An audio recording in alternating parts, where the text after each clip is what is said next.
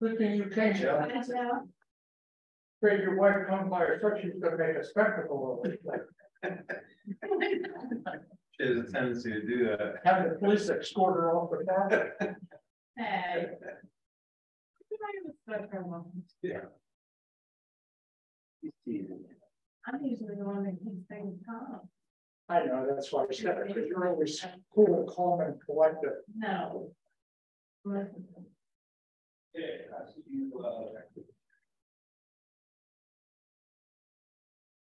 Good evening. Good evening.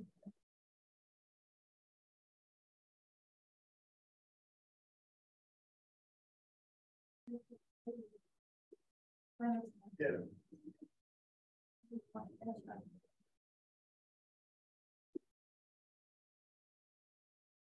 So did you ride your bike over? No. Well, You ride your bike over? yes, I always do, Very nice. as long as the weather's good. That bike keeps me alive.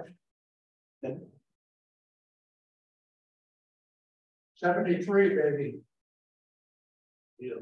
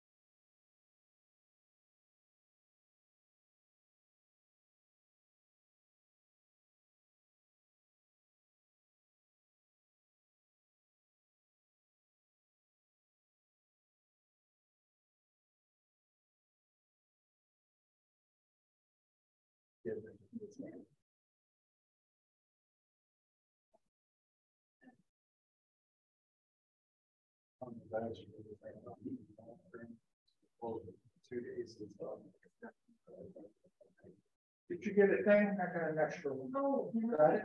I actually. Mr. Cohen, when's your restaurant gonna open up there? Well, first of all, it's not my restaurant, I'm merely the landlord. Well, Although I get accused of being the owner every time on the food cut. So, this time it's gonna be really good. And I will say that, it's gonna be worth the wait. what type of, Probably around, they'll have a soft open, probably after July 15th. Where are you? Breakfast, lunch, 8 to 3. Excellent. okay, Hey, this is, no. I'm to you, it would be, you know, upscale breakfast actually. okay. Oh, yeah. They have a restaurant in Hutchinson that does very well. And as cute as it looks outside, it's cuter inside. It's really nice. Yeah, you should be writing notes. It is what I call it, it's rare. As the There is not 1 inch that looks like rain. So good. Yeah. First, today's the first very good day of waves. Okay. I mean, it's totally different. Feel myself on that. But you got a few hours in it. This morning, yes. Okay. Twice. Yeah. Yeah, he was doing great. For the Yeah. Commodity break. Well, very tight of my. Yeah. No, I was Yes, for work. My, Introduce myself, I'm the co-star for Alex Alex is, call, but. I know, I'll try.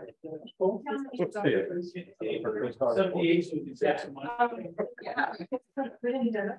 Right, but go through that door, those people walking in, they're getting them right back.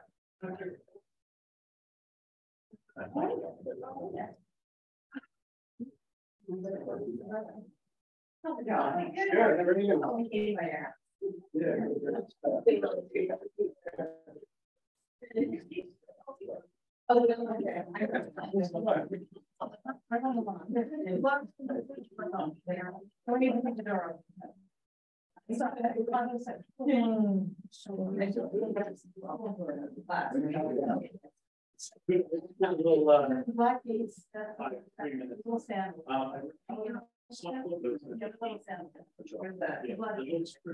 So, yeah, when we pulled it back apart.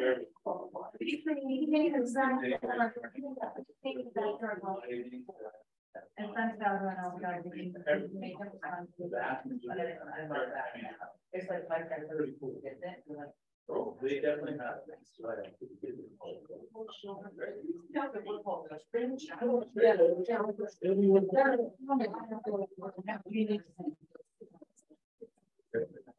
Usually, right. I want me sometimes, I don't want just like this. It's like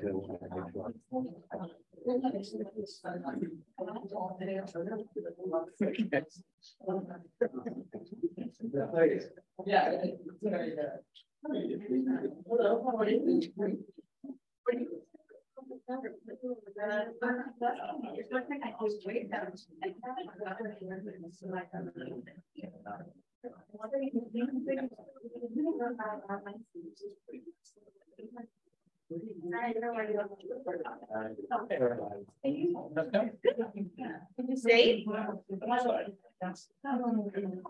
Oh, I already have one. Saw that, I didn't know if that's what you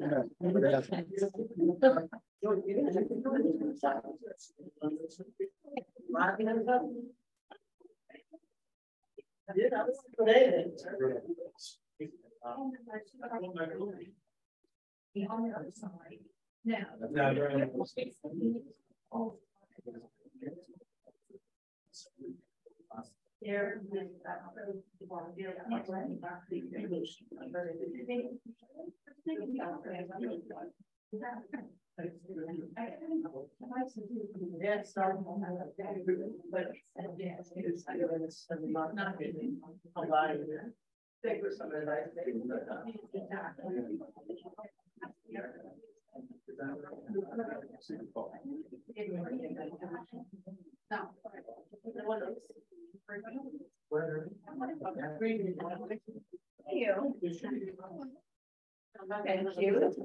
Oh, I took it off. There's more feet in here. Wow. Yeah, yes. I didn't know that. I think about. No.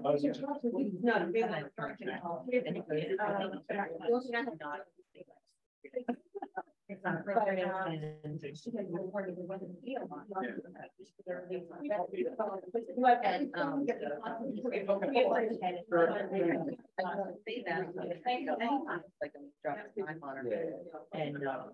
then he was supportive of before they get signed. Yeah. Okay. So I thought that was interesting. Have you heard this?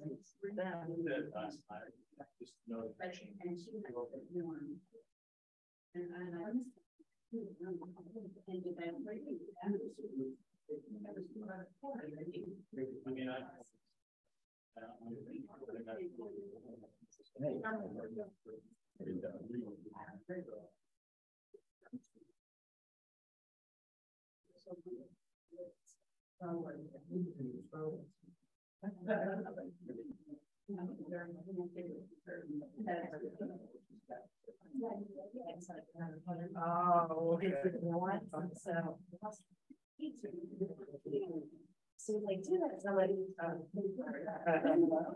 so I say.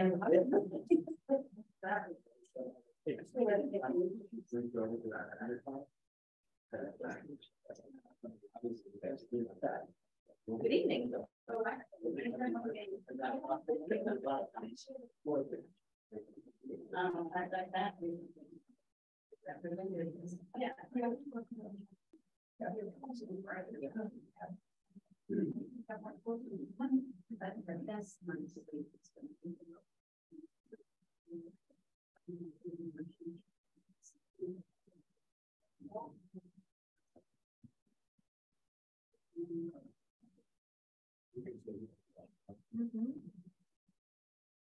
Okay.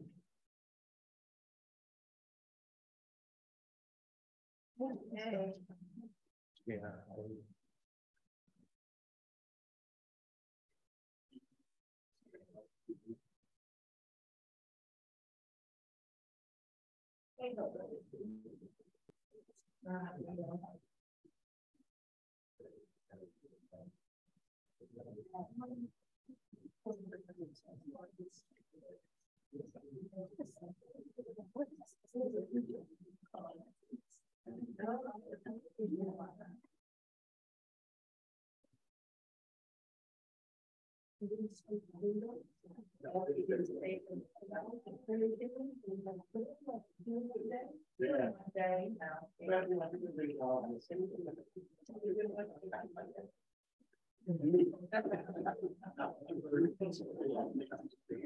You are there.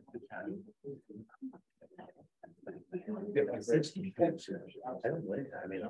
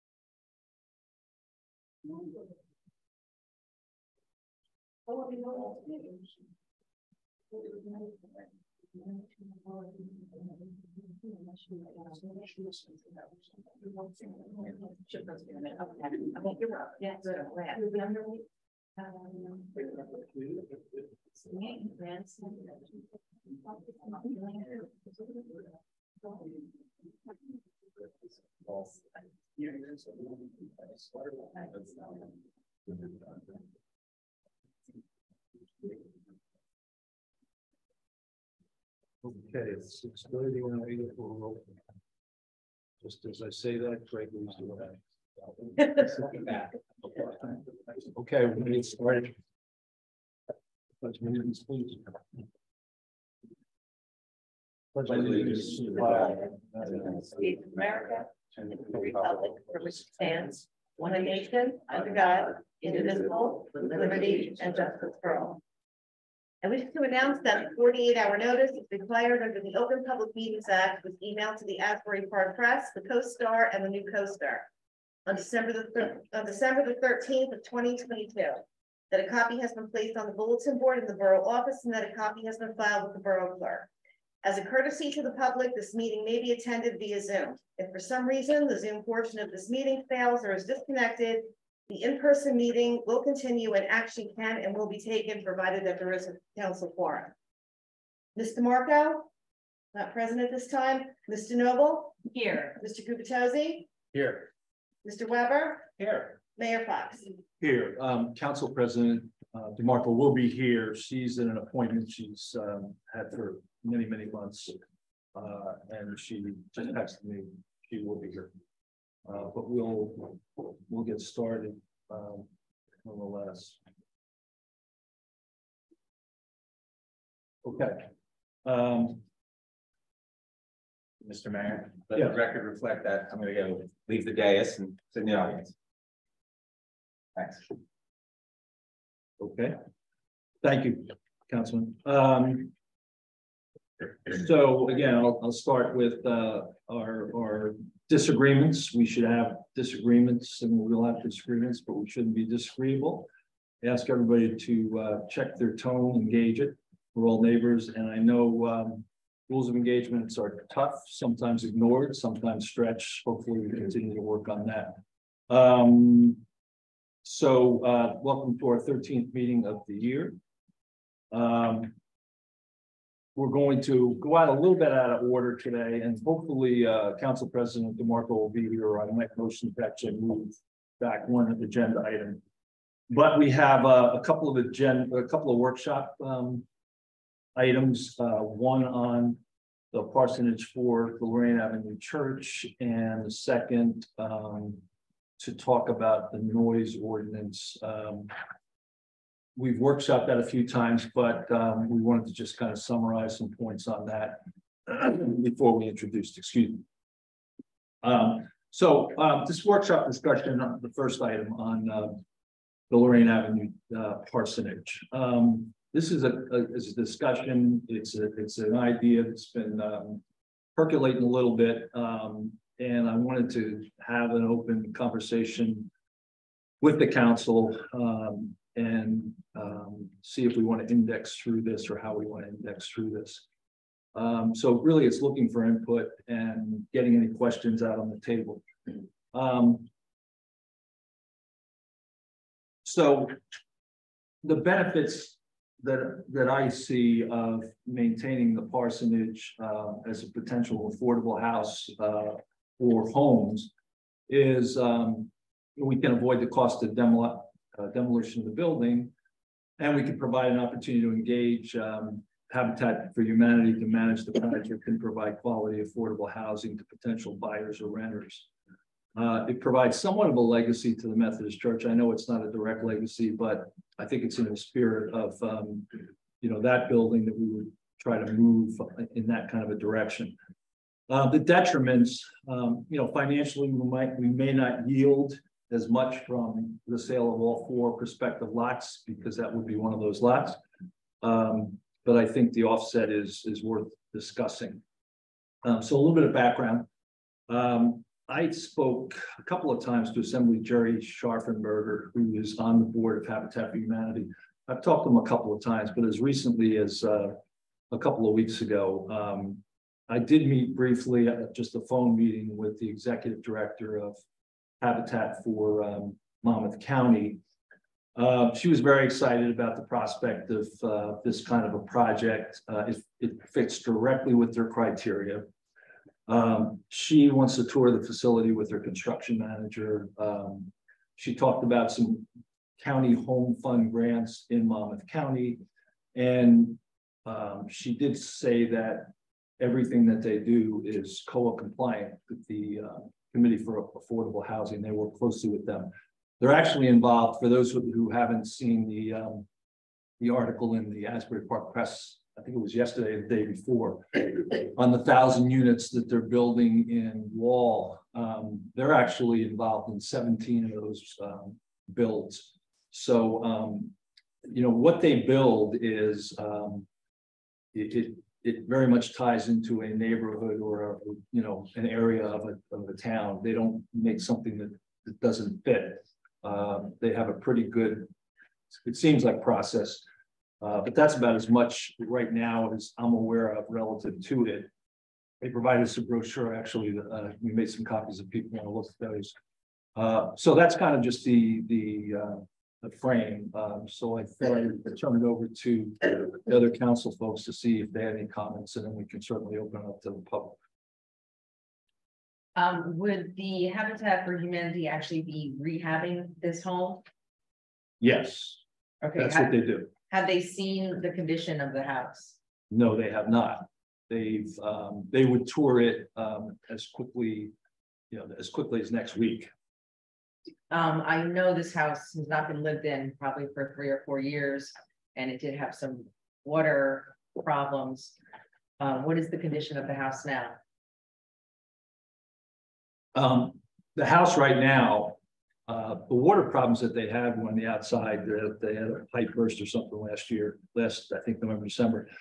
The house is in need of rehab. I mean, but structurally, the bones of the house seem to be pretty good. But I think it's got a fairly new hot water heater. But heating and Electric certainly would have to be checked out. Did you have a building inspector? Inspect it? No, I didn't. Okay, and so how did you come to this idea that it's in fairly good condition? It's from a perspective of the house, the place isn't falling down. It's structurally, seems to be okay. But no expert opinion on that yet. No, that would be a next step. Okay. The two lots are facing Lorraine, correct? Not Madison? Well, there's a singular lot, the question that it's singular lot facing Lorraine. Right, the other three, one would face Madison, the other two would face Lorraine, correct? So you're talking about the total, yes. that's Yes, correct. okay, great. That's correct. How much would who buys the building? Habitat. And how much would they pay for this building? I don't know. Don't know, okay. That's all I have right now. Go ahead, Councilman Giovacchiosi. Okay, well, thank you, Councilwoman DeNoble, because my first question was going to be your last question, which is, Mr. Mayor, what is the role Habitat for Humanity plays here? They effectively purchase the property. We don't know the cost, the price, but they coordinate the construction, the revitalization of the property. And they actually also, they work all the way through the process, determining buyers, qualifications of buyers, all the way through to the end of the process. So they're pretty much, what I sensed from them is they're pretty much cradle to grave from the beginning to the very end, once they're turning over the keys to somebody. But at the end of the day, we would be selling this property at, I imagine, a very substantial discount, if not donating it to Habitat for Humanity. They're not going to pay $1 million for the lot. No, I don't think so. But again, that's part of what we have to ascertain from them is what's the value proposition. For what little it's worth, because I would not bet my own house on this, but I have asked a couple of folks who say you get pennies on the dollar in these types of transactions. So I think that would be a significant issue for the borough to consider. If we're getting 90 cents on the dollar, that's a lot different than 10 cents, obviously. You only in an hour or two before the meeting did share the email that you just received from that contact. Yeah, I just had a meeting with her yesterday. Yep. Yep. My question was going to be, it seems like they also do a fairly good job of identifying the candidates who would qualify for the low income housing in advance of the project, because they Affordable housing. affordable housing, I'm Yes. sorry, because those individuals would actually participate in the construction. Mhm. So, okay, so that's it sounds like that at least is a fairly extensive process. The property needs to be deed restricted Yes. I for heard that. 30 years. I don't know the answer to that. That's part of the steps we have to go through with them to understand what that looks like. Again, just in phone calls I was able to make it, over the past day or two, that's my understanding, talking to experts, that we'd have to have a deed restriction of 30 years on the property. And the reason I mention that is because I think in general, that's certainly not desirable to any individual purchasing property. So I question one that would probably disadvantage the value of the property. As I said, maybe it's 10 cents on the dollar anyway, because it's largely a charitable enterprise.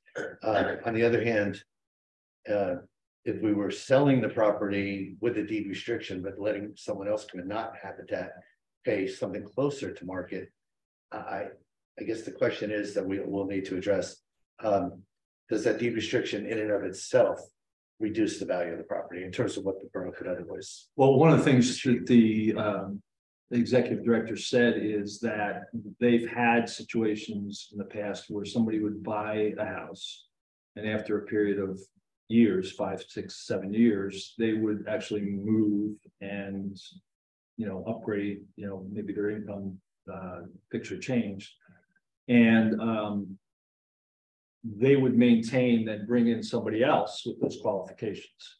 That would be part of the deed restriction, that you bring somebody else in, a teacher, a police officer that's in that income bracket. So that's part of, I guess, the value of that deed restriction is that you maintain that affordability component to the house. But again, I haven't seen Schedule 1 of this. It's just been more dialogue. And again, just for, just for the public's benefit, I think we all agree that that is the value of the deed restriction, is that it enables the property to remain designated as affordable housing. But I was actually addressing the other side of that value equation, which is, does it reduce the value of the property and potentially contingent properties with anyone that's got a 30-year restriction on their deed? I imagine that creates a devaluation of the property. So Of that property or? well, definitely of that property. Yeah. And of the adjacent properties, I don't know, but I mean, it'd be helpful if we could. Well, investigate that. the only thing I can tell you right now relative to the other property or the other properties is, in this particular case, this parsonage, what they would do is rehab that parsonage, which would be outside, inside, the whole thing. It would fit the neighborhood because it's been there for I don't know how many years. So I can't speak to what the lots will look like next to that on the west side of that. But I wouldn't think it would be a detriment to have that house rehabbed in that same kind of a look. I mean, it's a decent looking house. The inside actually has a lot of character. Again, it's just, I'm trying to point out that this is something we would need to better understand before we go through a process of subdividing properties, inviting in Habitat, perhaps to renovate this particular structure. What impact, detrimental impact on value might it have on not only that property, but on adjacent properties? I know if we were to pursue this, I know we'd be doing this largely to create one or possibly two units of affordable housing against the target of, I know we don't have an exact number, but roughly an obligation of 10, 11, Something. Yeah. something in that We're range. still in the process. Yes. Right. So I guess there's a really obvious question we all need to address, which is, do we go through this process and do we utilize this fairly valuable piece of property in the middle of a very nice residential neighborhood to acquire one or two units when we might be able to do the same or more just through development on Main Street? I mean, I know, for example, there are a couple properties on Main Street. Our COA attorney and our COA planner are looking at potentially creating units, to satisfy our obligation on existing properties. I know we're not really in the crosshairs of affordable housing right now because we're so small as a borough. My understanding is we've more or less brought these opportunities to affordable housing to say, hey, these are things we can do. Normally, Oh no, they've looked at our properties and they've made some determinations that we flat out don't agree with, like the North DPW yard. So, we've gone kind of back flat to them and said, this is being utilized. We may even move one site into two. So we're in a process of going back and forth with both the lawyer, Ron Cucchiera, the planner, and they then are interfacing with the special master in the court. So there's some there's some high, I would say some reasonable disagreements right now. Would you agree with that, Craig? there absolutely are. The planner, and I won't divulge information we covered in that particular executive session, but we were advised by the planner and by the lawyer that we are a very small fish in a fairly big pond of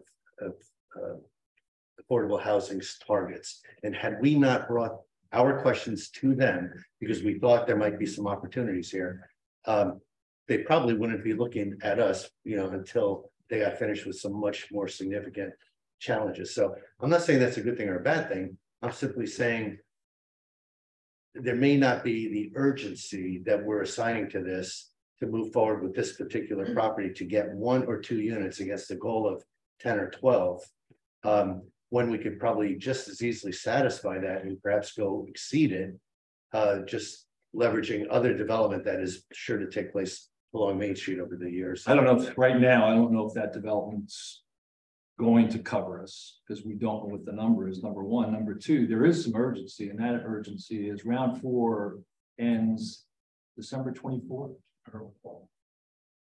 Which then goes to round 5. And we don't know what round 5 will bring. So, you know, they are working on zone overlays. They're working on some options and opportunities for us, but you know, there's not an urgency like, oh my God, we have to do something tomorrow, but we all know that these things take time. Yeah, no, if this is just my gut reaction, I just want to share it not only with you, but with the public. I just want to make sure if we were to move forward with this kind of a plan, it would just make sense for the borough satisfying our obligation and satisfying an obligation of 1 or 2 units when we would still have 8 or 10 to go. It's not a major add to the borough's obligation, to an offset to the obligation. But on top of that, again, I'm aware of opportunities to satisfy much of our obligation just around activity that's taking place or has recently taken place on Main Street. So again, I say these things because we got to balance whether or not it makes sense to move forward with this particular approach that could devalue properties for the borough, properties that we own and could otherwise, you know, profit from the sale of, versus just perhaps being patient, working with our attorney and our planner to say, hey, Koa, we've got other opportunities here. We don't need to do this on this one property. I think that would, you know, I think that's the alternative that we have to consider. So anyway, I'll, you know, I appreciate you bringing this to us. As I mentioned earlier, we've seen the Habitat for Humanity's comments just an hour or 2 ago. I only a couple of days ago, when I realized we'd be covering this on the agenda, you know, late last week, did I start to reach out and ask my own questions. And what I'm finding is there's a lot more to this than we still have to resolve. Oh, absolutely. No, and the intent tonight was not to say we have every answer to every question. It was to gauge where people are and answer any, or get the questions on the table so that when we have we start some subsequent dialogue with them, we're asking the right questions. And I hope that they have pretty much I gotta believe that they have a playbook that says, here's our playbook, here's how you start day 1 to day last. Which I have not seen. I did ask an expert. I had a personal bias, but again, I want to make sure I understood this out. I had a personal bias to try to use developer efforts, you know, building new buildings on Main Street or whatever, rather than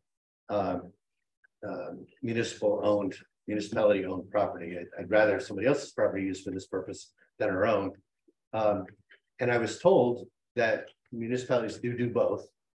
There are, there are municipalities who use their own property, but there are absolutely opportunities to leverage developers who come into the borough, you know, build apartment complexes, build condos, whatever.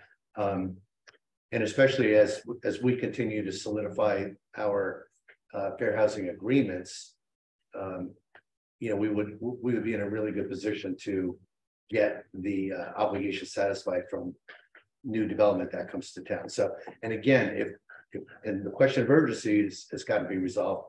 But my understanding is there may not be that much urgency. If there's not, we might be able to delay this whole process as to, you know, moving forward with municipal property when we might be able to do this off of outsider developer property. That's just my quick reaction to the opportunity in front of us. My mom. Anyway, so I know I sound very negative and I don't mean to be. I want to better understand this.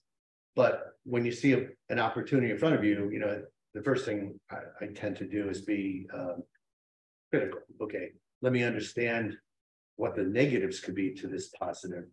And I feel that there are potentially a number of issues we'll still need to address. Yeah, the financial, I can't disagree at all. I mean, we'd have to understand the financials, the detriment. Mhm. But, you know, I gotta believe that, when Habitat comes in, and this question we have to ask them is, you know, how do we take the valuation of the property and convert that into a transaction with them? That has to happen, absolutely. This property also, as it stands right now, a borough-owned property vacant. It's actually contributing to our current obligation, right? As I understand it. Well, I think that's one of the things, one of the many things on the table is what I heard last month from our. Well, I could be wrong, but I believe we own the property. It's not being put to any particular use for the borough. And until such time as we dispose of the property or, you know, create a borough function for it, it could be a park, a Green Acres thing. But if we create some alternative that's no longer borough-owned property, it won't count until such time as we designate it for some borough-specific use. My understanding is it's counting against us, and it's probably, I don't know if it's 1, 2, or 3, but there's a handful of units. I believe included in our obligation. So one of the things that's not in the memo from the executive director. I don't know if I heard this from the executive director from Gen B, I can't remember now. Is that on a 7,500 square lot, if we did a rehab plus an accessory, that would be actually worth 3 credits, affordable credits. So it could be a moot point if we move in that direction. That's part of what we got to get our arms around with them. We're trying to meet with them next week. And again, this is just, you know, for the sake of debate. And I'm not at all advocating this, but just as an example, if we made it all Green Acres, the 2 or 3 credit obligations go away. Yeah, but we had this conversation with Councilwoman DeNoble this morning. We have $2 million invested in the site right now that if in fact we subdivide it and sell it, we'll recover that money and probably then some. A park, it'll be quite an expensive park for us because the amount of grants we would get on that are not going to be substantial. Greg, I think you spoke to that earlier today too. I haven't heard that from Mr. Fehrenbach. What I indicated in an earlier discussion today was, first, you will not receive any Green Acres funds for property you already own in order to acquire it. Secondly, this municipality probably only qualifies for a loan under Green Acres, not a grant. Third, the county open space program, of which there's an item on the agenda today to be able to take care of some liability concerns, has some limited purposes for which it can be used. They've been expanded recently, and as was mentioned earlier, the possibility of funds being available for a joint venture with Avon to dredge Sylvan Lake is one possibility that's there as the result of some policy changes that have taken place at the county. So in terms of county open space money, the likelihood is that either that is committed or certain activities are put off for a longer period of time. But they only cover the development of a park. They don't cover the design work or anything involved in design, nor do they cover the acquisition. Okay. And then just in line with some of the points made by Councilman Gubitosi earlier, one of the things I think that needs to be fully understood, and given the fact that while we're not in negotiations, it sort of sounds like negotiations regarding our affordable housing obligation. Any new development is going to have a responsibility of its own. Those responsibilities of its own are generally not inclusive of the municipal responsibilities that exist prior to that.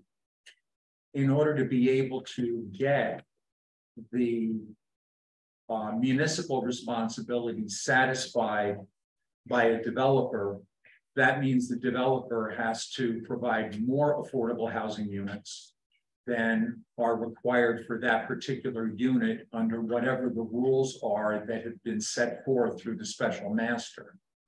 So that in order for a developer to provide more units, generally they need a greater incentive. And the greater incentive is often seen as being allowing more units to be built than were originally planned. And so it seems to me one of the things the 5 members of the governing body need to fully understand is the relationship between what happens with a development and its requirements that will exist under the regulations under which it's built, and how that relates to whatever municipal obligation exists. And I just think that those questions have to be asked and have to be fully understood. I think Please let the record reflect, Councilwoman DeMarco arrived at 7 p.m. hello, Meredith. You got here just in time, Meredith. We have a very animated conversation going about affordable housing. And Mr. Birnbach, to your point, again, I am by no means an expert, but in my couple of days of asking questions of experts, they liken that situation that you just described, that any new project that comes along creates its own obligation and then satisfies its own obligation, and we don't gain on our existing obligation. I was told one person likened that to being stuck on a hamster wheel, that you're constantly just satisfying the new obligations you're creating. But they said that that's not necessarily the case, because there could be there is deference given to what the prior use of the property was. So if the property was being used as an ice cream store, and it's, and I'm making this up, I don't know details, but if it's already a property in use, and now a developer comes in and builds an apartment building or a set of condos, that is more likely to be allowed to satisfy our obligation because it had a prior use, is my understanding. Unlike undeveloped property, which clearly I think is exactly what you were saying. You come in with undeveloped property, you build an apartment building, and it's more or less satisfying its own obligation. Again, that's my understanding. Going back to what we were talking about earlier, overly simplistic, and I always get in trouble when I do this, but the only reason I served up Green Acres, and you said you can't use those funds to purchase the property, but if we have one subdivided lot, the parsonage, and we do this deal with Habitat for Humanity, and largely, if it's true, largely give that away to this very wonderful enterprise, in order to satisfy 1 or 2 units of our obligation. Is that any different than using that property as Green Acres, making those units of obligation go away, and have a nice park for the residents on Lorraine? I don't know that answer, but if the unit obligations are satisfied one way or the other, and either way, we're not going to get our money back. I have to go back though to December. We had a discussion about this as a community, and we had about a 15-to-1. I look back at the minutes, people saying dispose of the property, and we're continuing to come back. And one of the 3 options was to do a redevelopment plan. I particularly thought that was something worth considering, that turned out to be number 3 on the hit parade. Number 1 was subdivide the property. Number 2 was just auction it off as is. And the third was, we don't even want to look at this, move on it. And that's what we've been doing. We talk about our budget obligations and our spend and, trying to be fiscally responsible. A $2 million, we're paying a $2 million mortgage right now. That we could convert into rateable property. And that was the direction, I think, between a couple of the referendum, the survey, and then this meeting we had in December, I heard. We subsequently met in March and in April. In March, we updated people on demo costs and appraisal surveys. We've continued down that path. We're now developing an RFP for demolition as we speak, or the process to do that. So I continue to hear this, that we want to look at a park, but the value proposition on a park right now in this community, I mean, we would spend right out of the gate, we'd have a $2 million bill on this land. That's what's concerning me. Okay, first of all, we're talking about one piece of this land. We're talking about 1/4 of it, the parsonage. So it's not a $2 million bill, it's 1/4 of that, correct? Well, you weren't clear as to what you were saying about the land. So what are you about? talking The about? parsonage land, the one lot. Just that one lot. Yeah. Oh, so you're talking about one lot. Yeah, that's exactly right. I said, if that one lot is converted to green acres and we set up a little mini park, I don't want to use the word dog park because I know that someone will jump on that as well, but just a park, a nice, lovely park with flowers and bushes. And if we either way do a park on one lot and we eliminate a unit of obligation because it's now designated as a park, versus we satisfy a unit of obligation by basically giving this land away, if that is the financial outcome to Habitat for Humanity. And we use it, we give it away, and we satisfy that unit. Either way, we satisfy the unit. Either way, we've given away the land. And at least a valid consideration for that one lot would be look at green acres as an alternative. And we're introducing a new element here. You referenced the referendum and you referenced, the votes in the past, but there was no alternative offered to the public that said, okay, would you want to have a deed restricted fair housing and eliminate Absolutely. $1 million of value? That wasn't on the table or being discussed. It came up as an idea. So I'm simply trying to point out a lot of the issues in my mind. I want to make sure the public hears what I'm saying. And if you all think I'm crazy, please let us know when we open it up to the public. Which we probably need to do unless Council President, you're going to comment on. No. Yeah, because we've got about 10 to 15 minutes before we go into the next. Mr. Mayor, can I just ask for one clarification? Sure, Mr. Gubitosi. But if you're still going to have 3 developable lots, they're still going to generate a co-responsibility, right? And we haven't established what that is, but No, I know. if we sell them, I believe the answer is no. If we sell them to private residents, I believe that's not any longer than a co-responsibility, but I could be wrong. I think we'll have to examine that because I don't think that's the case. But- Okay, thank you. Part of what we're trying to get clarity with our lawyer and planner. I think we're going to have them physically in on next week to get clarity on some of these stuff. Okay, any public comments? Yeah. Well, if we let Jen on 414 Monmouth Avenue, Mr. Gubitosi, you are not crazy. You are speaking very logically, and I appreciate all of your comments. It seemed like this also came out of a pie in the sky. All of a sudden now there's talk about the possibility of repurposing this parsonage. I guess one question initially is, so in terms of affordable housing requirements, 301 Main was a property that was recently developed. I think it was, if I'm correct, the borough fell short in requiring that the building stand up to requirements for affordable housing in that building. So completely missed the boat on as a result of the borough not, is that the case? Do I have that correct? 6 units. Sorry. 6 units it should have been, because they had 30 units, so 20%. So why that was missed Is is astounding to me, okay? That obviously wasn't a priority at the time. This was only a few years ago. I think that land was, where that project started in 2015.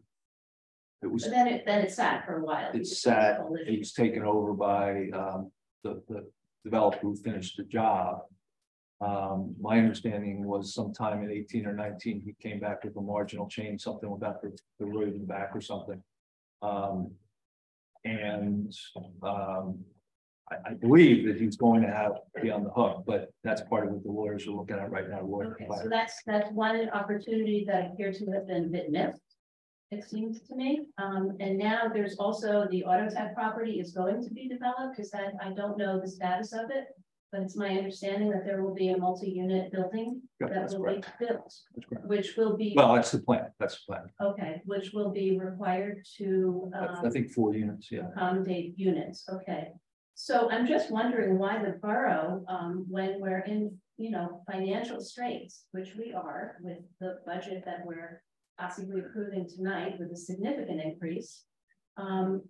Why we're going into this enterprise that one would typically see, developers go into as part of their, developing a lot. So first of all, the property where the church is currently, yes, I think the voice was that if the church wasn't going to be saved, that the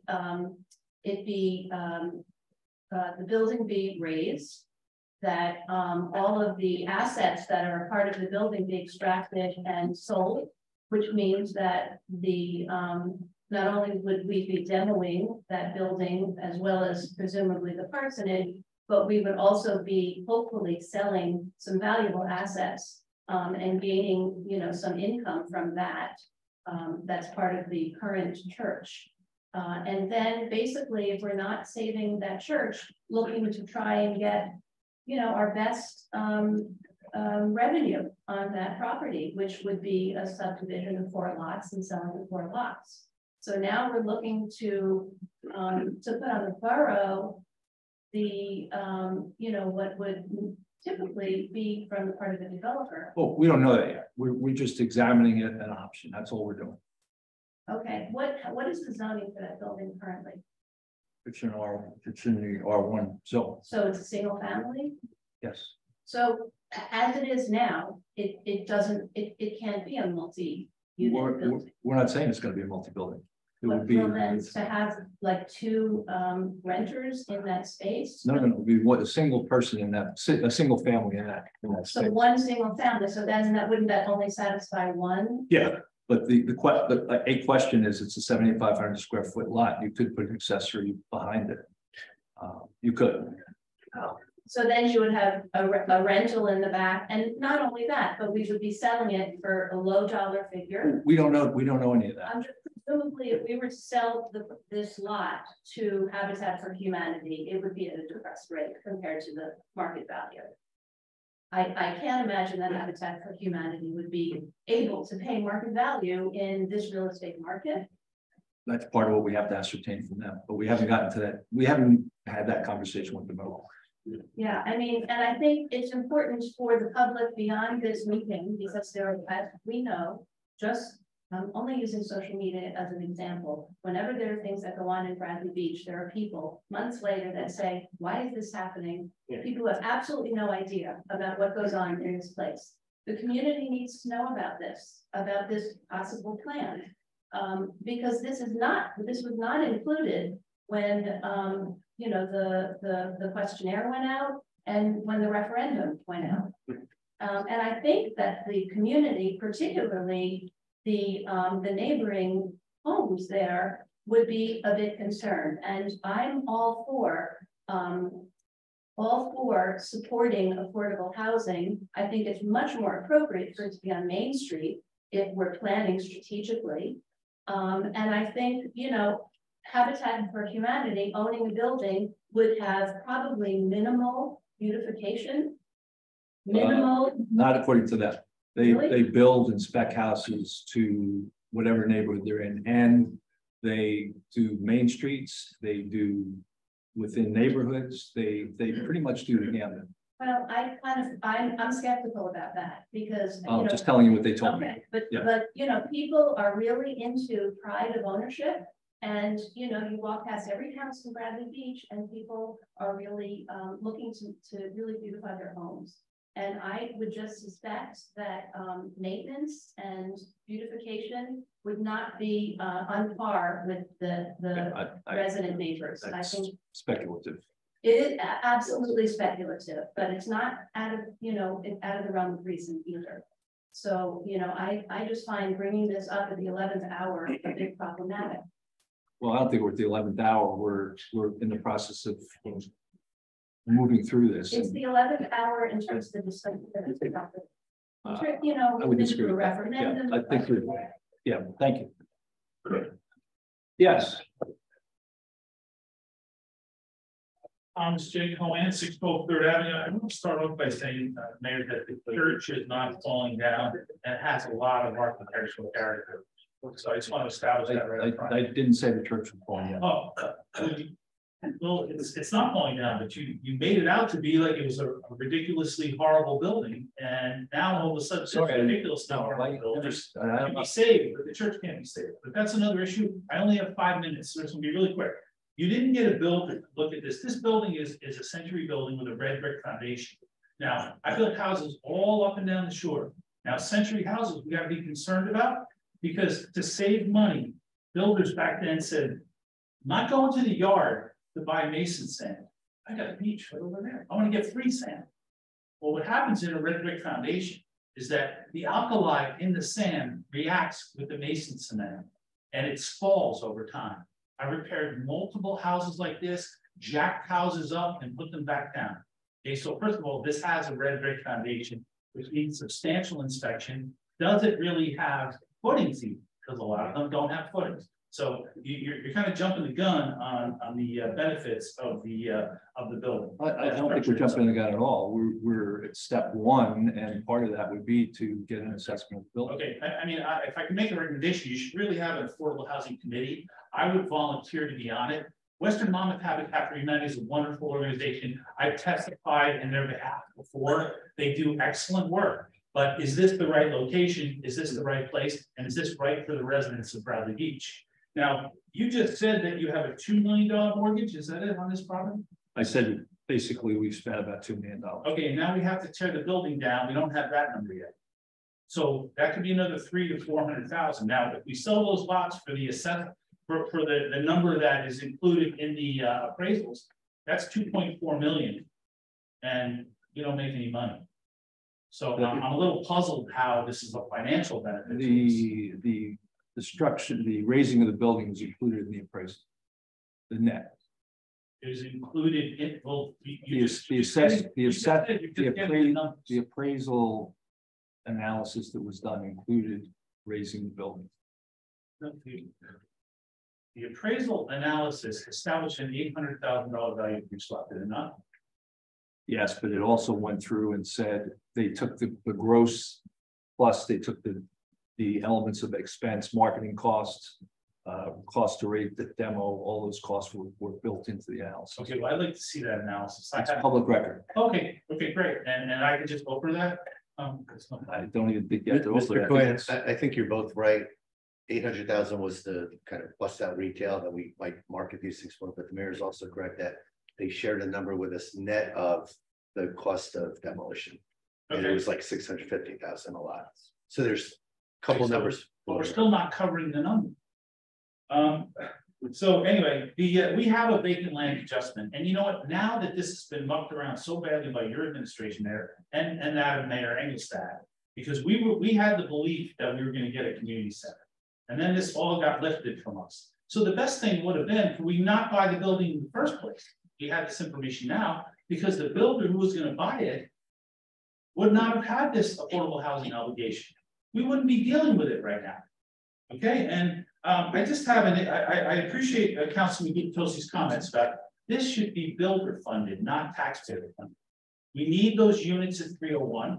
And I contacted Fair Share Housing. I'd be happy to be on the Affordable Housing Committee, because I've already contacted them and say, how come we're not getting the units in this building? Oh, we're really busy. You know, we have other fish to fry. We have Howell Township, we have Wall Township, we have other places to go.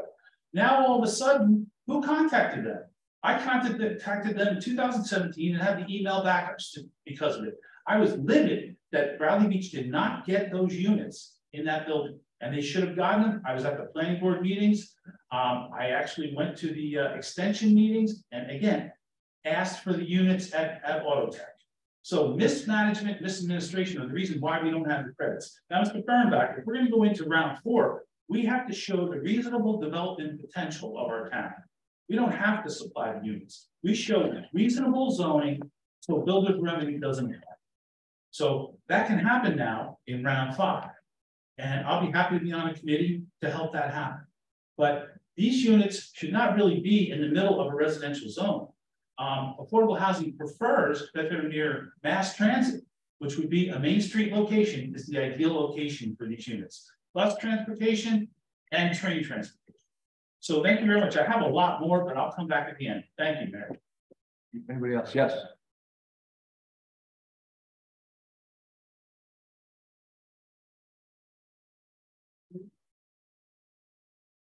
I have nothing to leave behind. Nancy Meadow, Bush Park condominiums, regarding 301 property on Main Street and Autotech. The dots I always connected was south of Brindley, north of Brindley. Everybody south of Brindley wanted affordable units, but north of Brindley, it's different there. Be that as it may, with all the hats I've worn, I was office manager for Coastal Habitat for Humanity for years. Mr. Gubitosi, I'm more than willing to share what I know about it with you, not in this form. And all the time I work, well, let's also start with this. If you were to do this with the parsonage, one of the founders of that affiliate was from Bradley Beach. She not only did that, but how well connected to that church because she ran the close closet there. So if you were to do this, I would say a condition needs to be that that property needs to be named after her. But that's a nice thing to do. We don't tend to do that here. I have never known Coastal Habitat for Humanity to purchase the property. When I was there, everything was a donation, including the labor. So again, and I've also, the criteria for living there, as well as the criteria for the type of home that is a Coastal Habitat for Humanity home, is very specific. And I do not believe that that parsonage is what they would call basic housing. And that is what they provide, basic housing. And the criteria for the homeowner is extremely strict. It's not only financial, and they are responsible for their low rate mortgage. They are responsible for their taxes. They are responsible for maintaining the property as well as building the home. Now, most of the municipalities we've dealt with were always kind and gave a break on the taxes. So if you think you can make a killing on putting the parsonage for humanity owned by Coastal Habitat for Humanity onto the tax book, you know, that's up to Eric, and I've known him to have a heart. So again, Mr. Cook, you're willing to reach out to me for any information you might want. I do think I have something to share. Thank you. Thank you. Anyone else? Yes.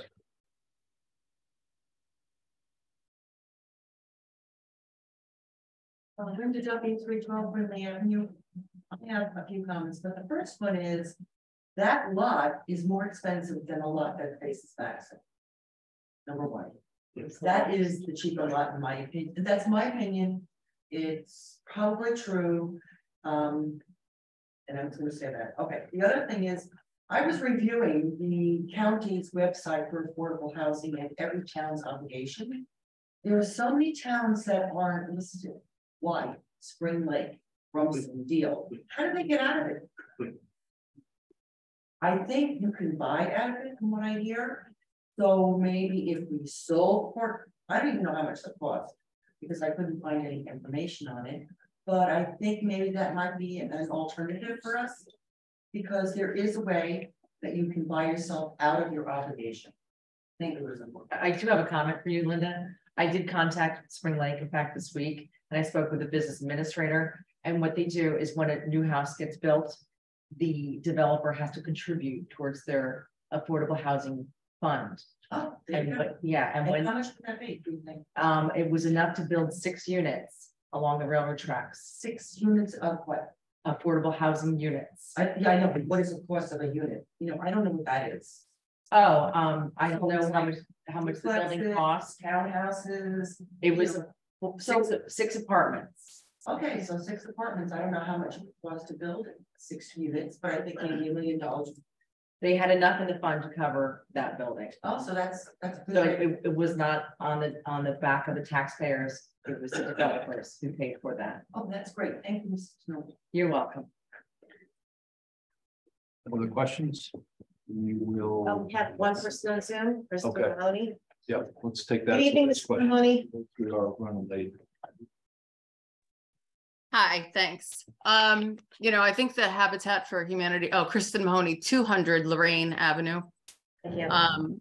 I think the Habitat for Humanity idea for the parsonage is an interesting one. But I also think it's a way to have kind of a showstopper affordable housing house on a main street in Bradley Beach. And I don't think it really gets to the heart of the affordable housing need that we may have to fulfill in Bradley Beach.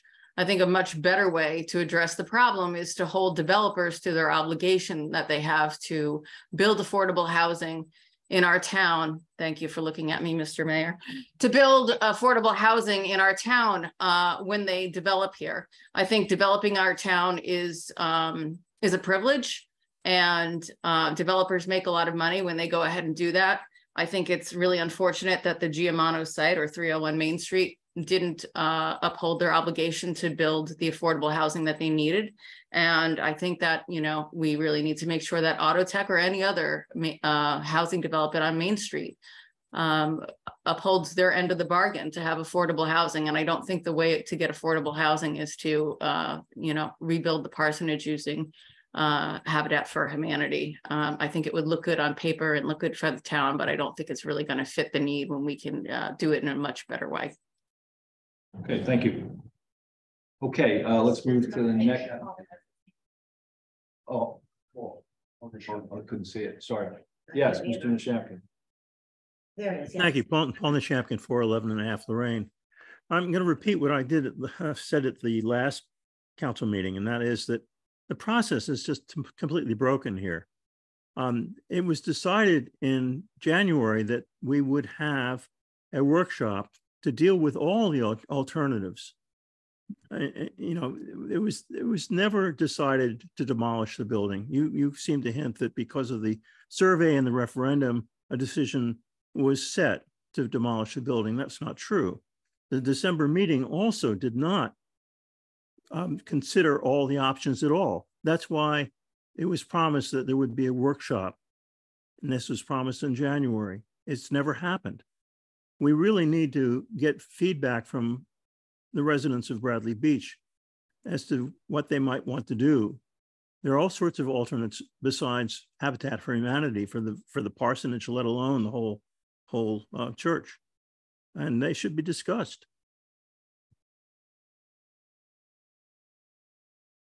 Thank you. Okay, thank you. Okay, we're going to move to the next agenda item, which is workshop on noise ordinance. I think we've got a brief presentation on that. Michelle?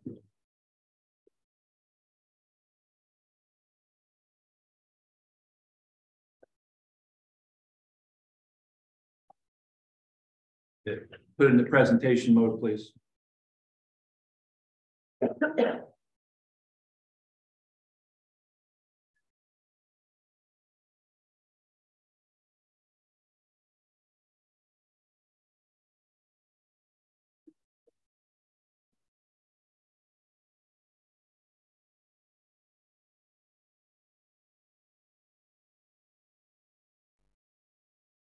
don't think that's in pre. Did you put it in presentation mode? Down there somewhere, I can't see it.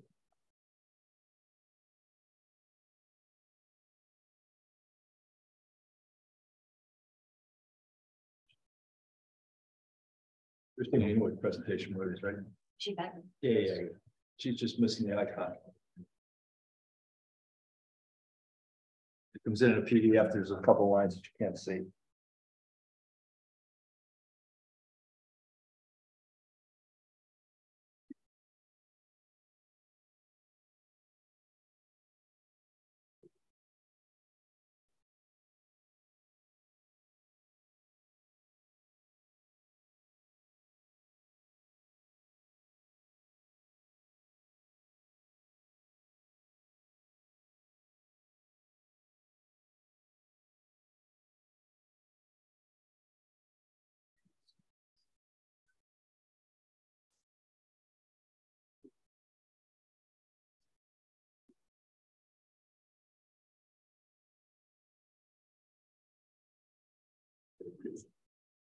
No, there's nothing.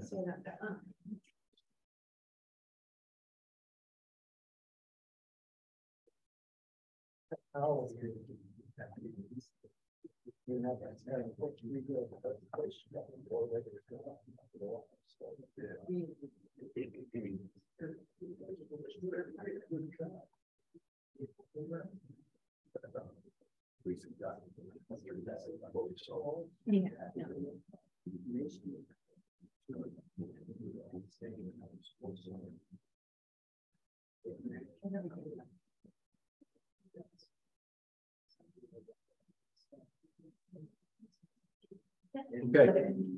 Thank you. All right, next page, please.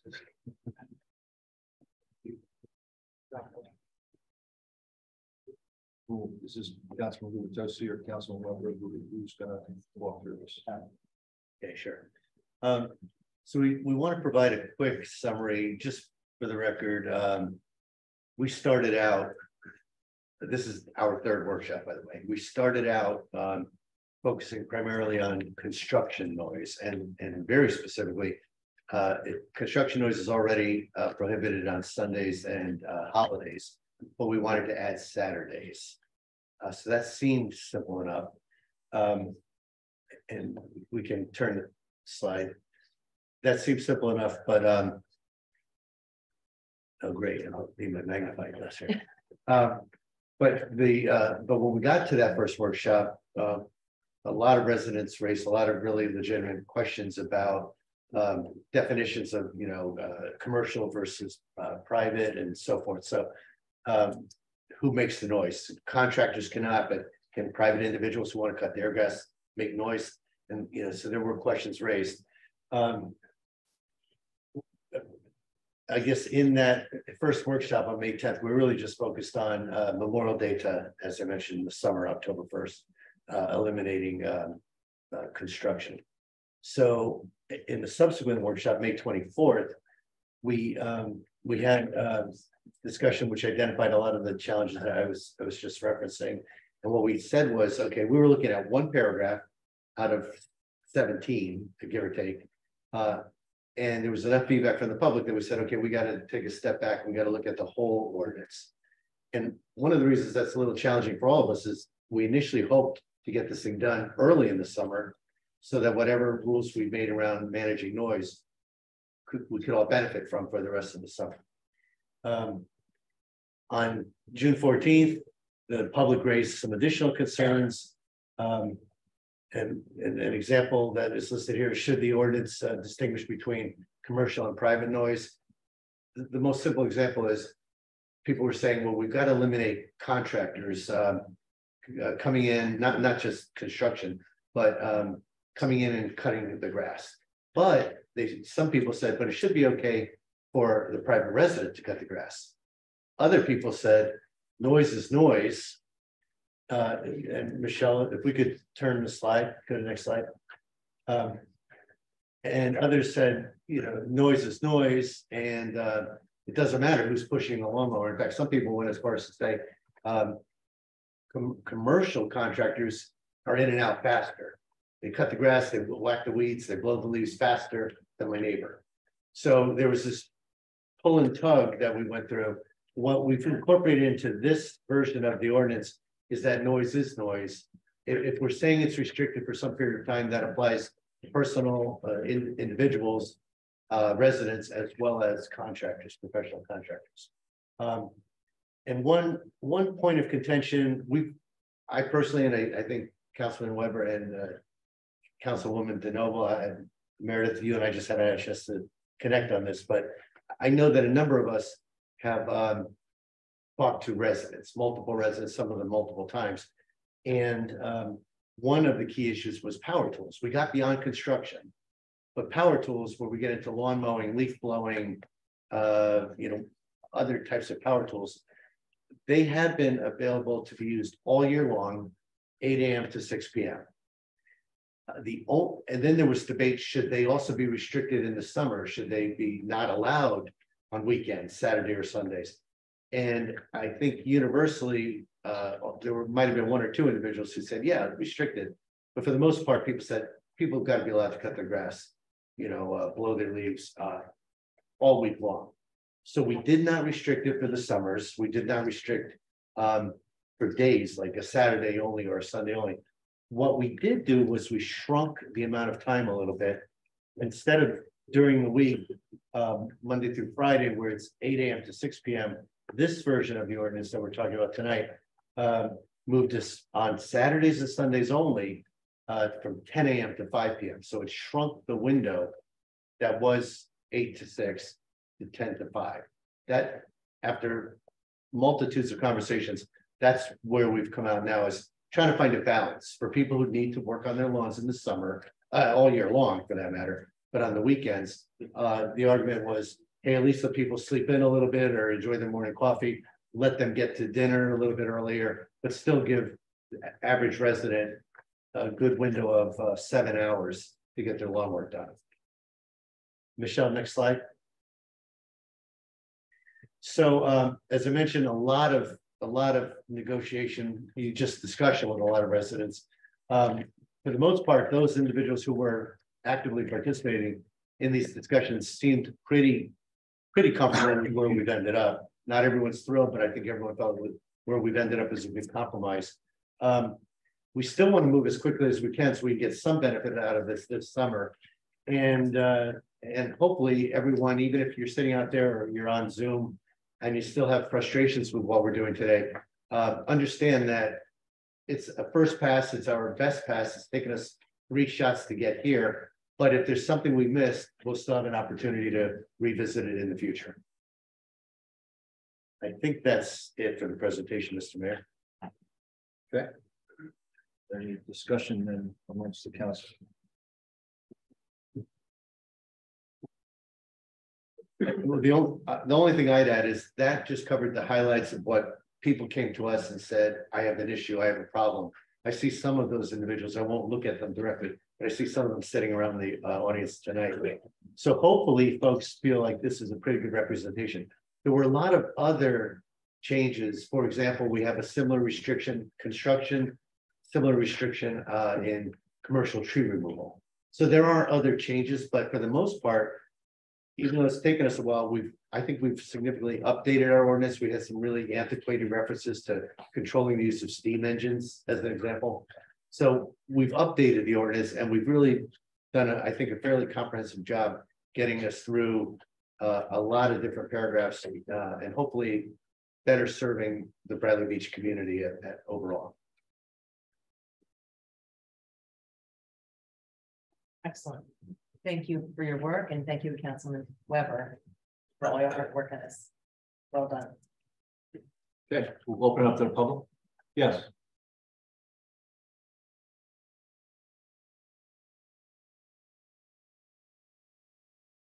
Hi, Julie Titus, 605 North Avenue. I think this is great. It's a step forward. But at the end of the day, and which has always been a problem in Bradley Beach, and this is historical, we don't have code enforcement. So you can have all the regulations, you can have all the laws on the books. If they are not enforced, it doesn't mean a thing. So the fact of the matter is that we have to start enforcing, and that's code, construction code officers, policemen, everybody. Because pitting neighbors against neighbors is not the answer. And then it just leads to bad blood. So hopefully that will be part of it. Secondly, we need a very robust communication of anything that you put forth. And that is communications. Anytime a developer comes to town looking for a permit to do construction, they should be aware of what's going on. New residents, it should be out in newsletters, it should be on the website. You have to have a blast go out, because residents also need to be held accountable to it as well. So it's twofold: code enforcement and communications. Thank you. Thank you. Yes. Shauna Green-Lachano, 414 Monmouth Avenue. I just want to echo everything that Julie just said. I think enforcement is critical, and communication is critical. And I think that I do realize that the legislative process is what takes place here, mayor and council. But the administrative process of making sure that the municipality is proactive in communication is really critical. This is a big change in terms of Saturdays for construction and for tree removal. So I'm asking, please reach out to all current construction that's going on right now, that there will be no construction permitted on Saturdays. And additionally, the same for tree companies. And I would ask that the Shade Tree Commission please add that information to the tree removal permits. So it's clear, because there are lots of tree companies who schedule these tree removals on Saturdays. And it puts the onus on the residents to have to raise our blood pressure and jump out of our house and reach out to enforcement to deal with this. And it's just not a neighborly thing to do also. So please, I think this is really important. Thank you. Thank you.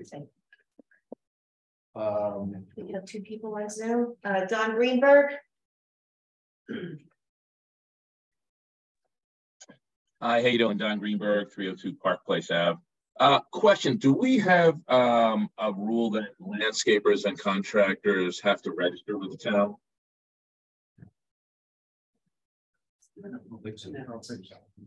I'm sorry, I couldn't hear that.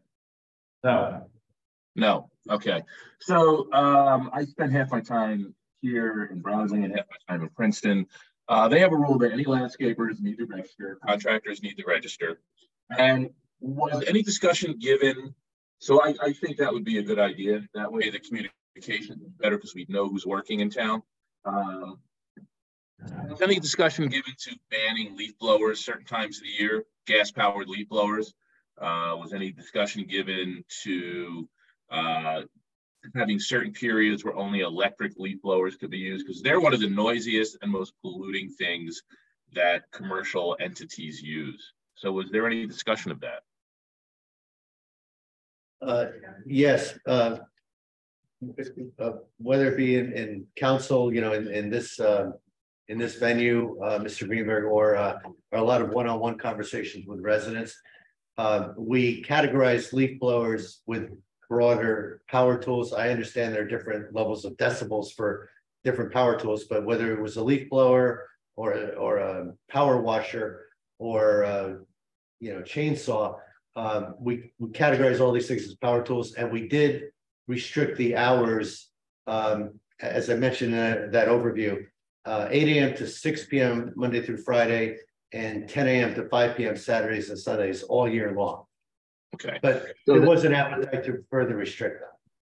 There was an appetite. So is that something that's going to be discussed, an ordinance that would restrict like gas-powered leaf blowers, chainsaws and stuff to certain times of the year? I actually said there was not much of an appetite. Oh, not much of an appetite. Oh, sorry. Didn't hear you.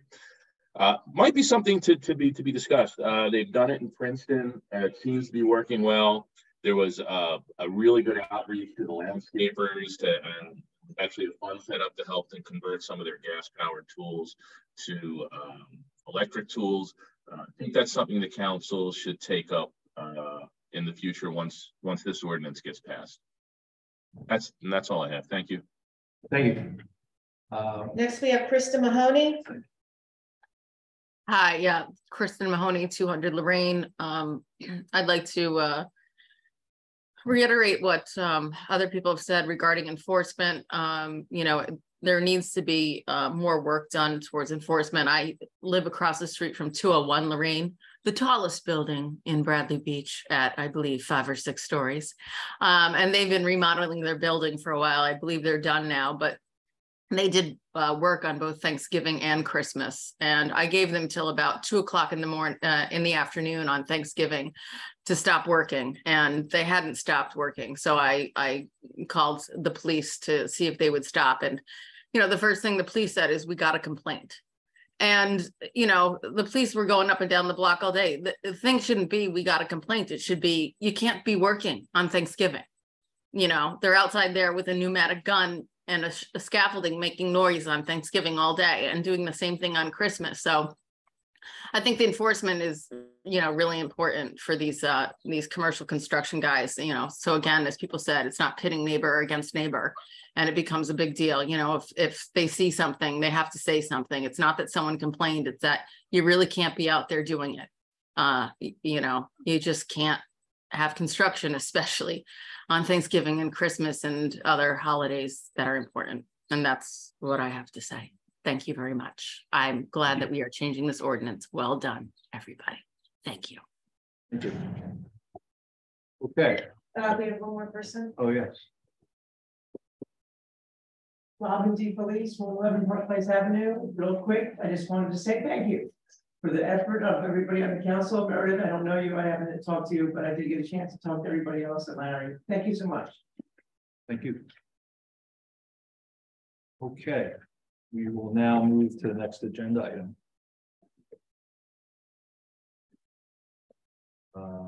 Which is the public hearing on the introduced local municipal budget amendment. So a couple comment on that. That this is a public hearing on the introduced 2023 budget amendment. For all those who want to comment on the budget, to ask questions, we're going to ask you to come forward, but the comments and questions that you raise should be specific to the amendment, which was discussed and then made public, like I guess a few weeks ago. So with that, I will make a motion to open the hearing on the 2023 introduced local budget amendment. Second. Mr. Marco? Yes. Ms. DeNoble? Yes. Mr. Gubatose? Yes. Mr. Weber? Yes. Mayor Fox? Yes. Okay, so if anyone has questions or comments on the changes in the budget, we'd ask you to come forward and speak. Tell us your name, address, and question or comment. Yes.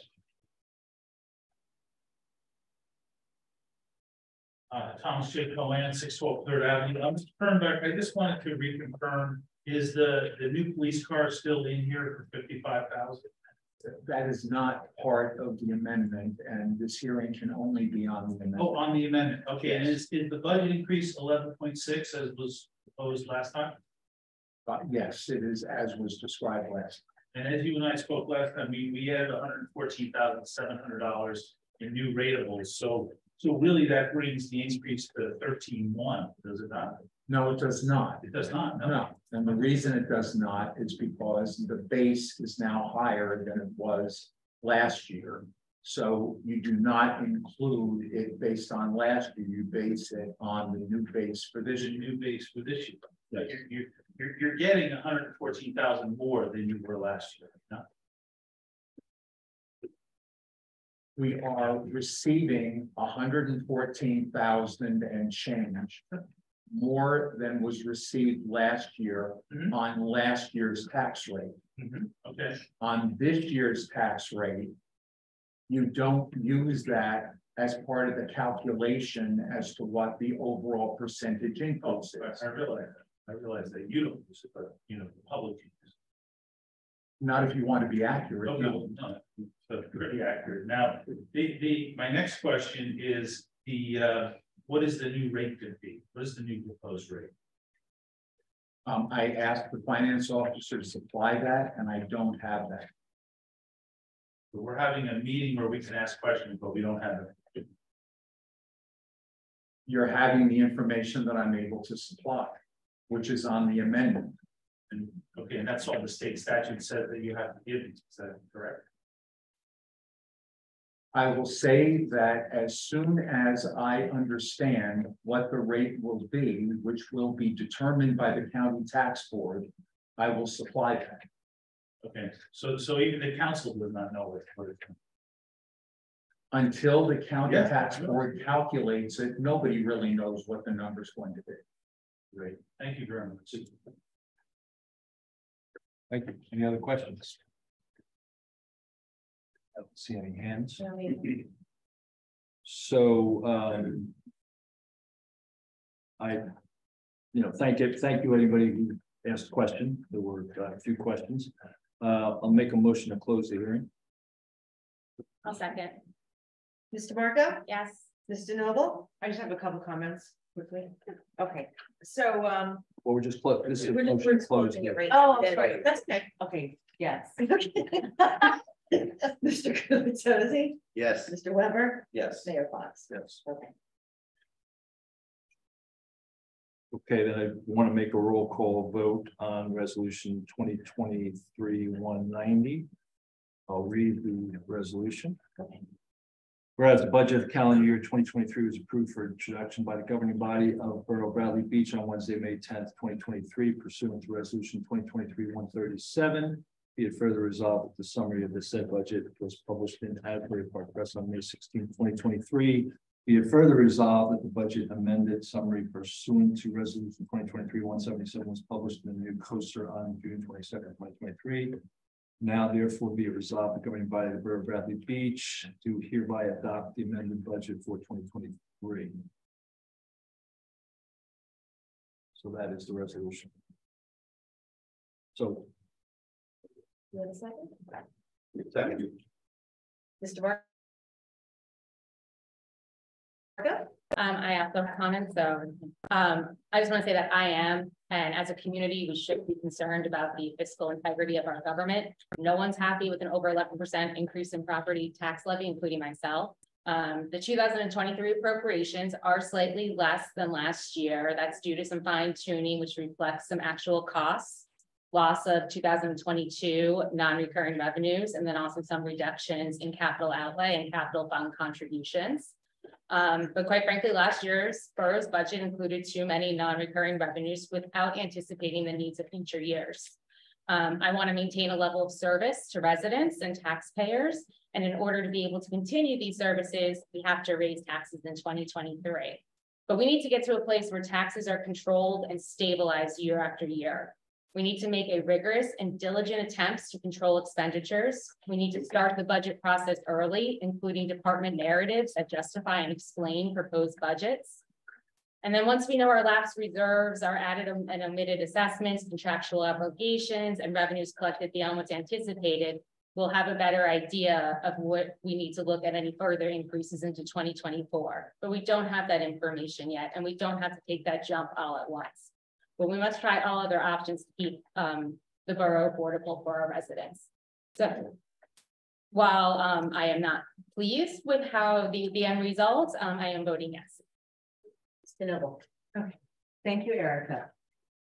So last meeting I voted no, because I think we're spending too much. And I wanted to vote yes today. But I had a meeting today, and when I first became a councilwoman, I went to the League of Municipalities, and they said the most work you're going to do is on the budget. And I look forward to it. I spring it. And I felt like I wasn't getting information. I have to ask for it over and over again. It was like hoarding information. It wasn't inclusive.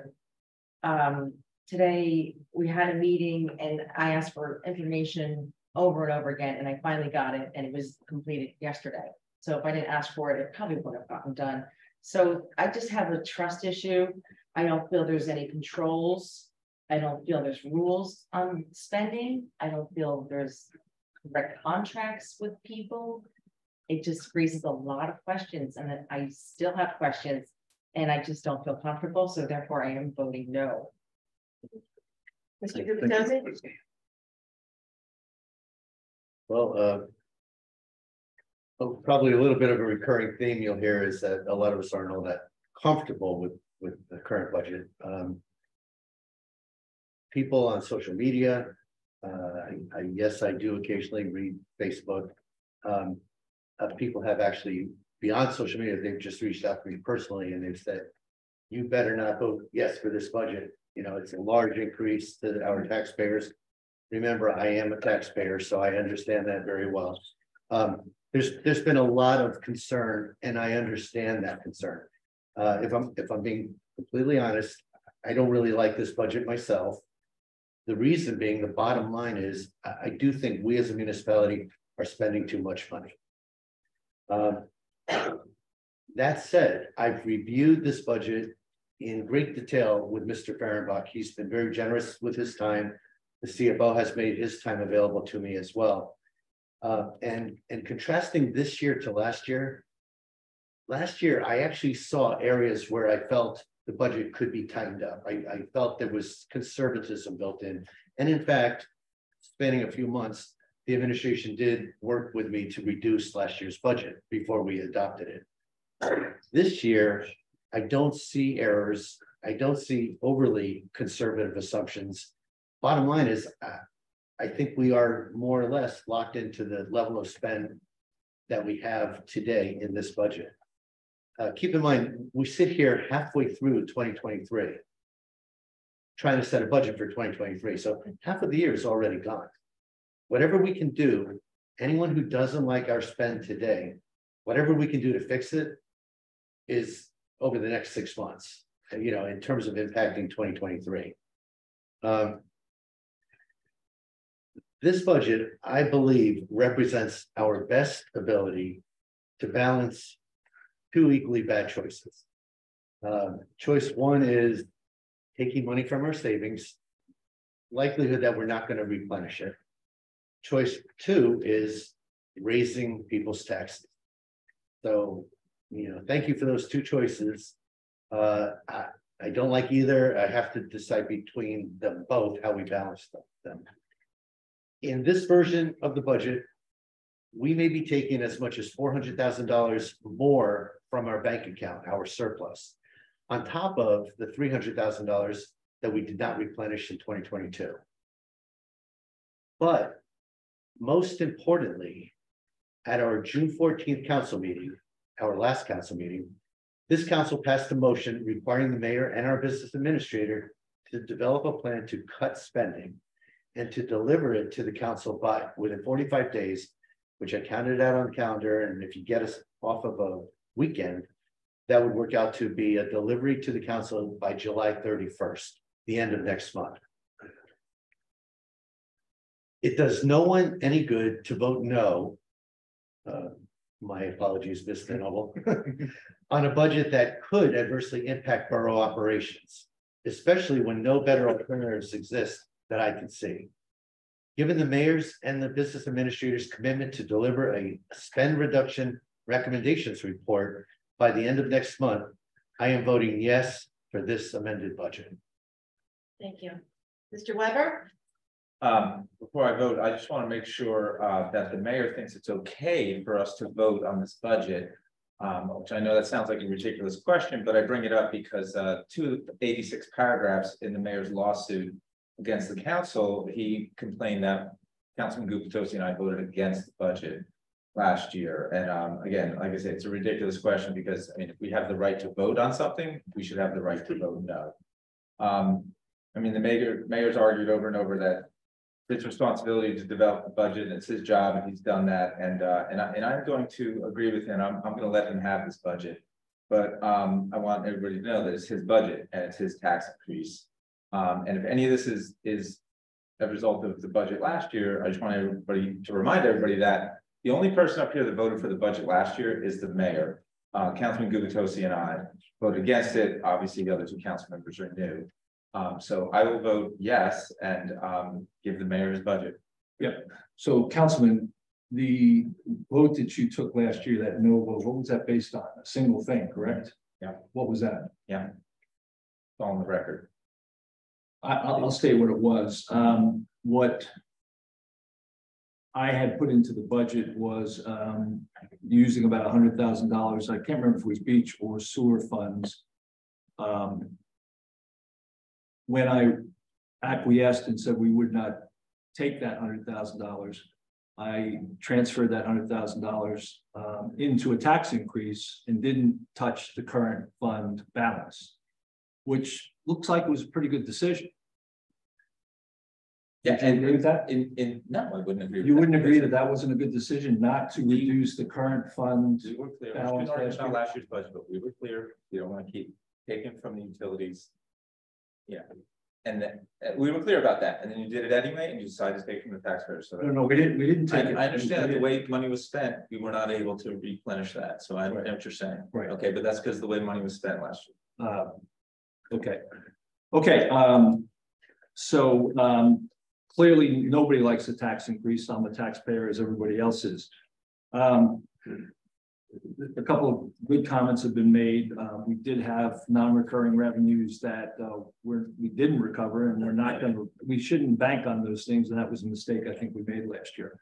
I do, our current fund is balance is down for 2 years running, so we're committed to re-engineering and aggressively assessing all of our service models.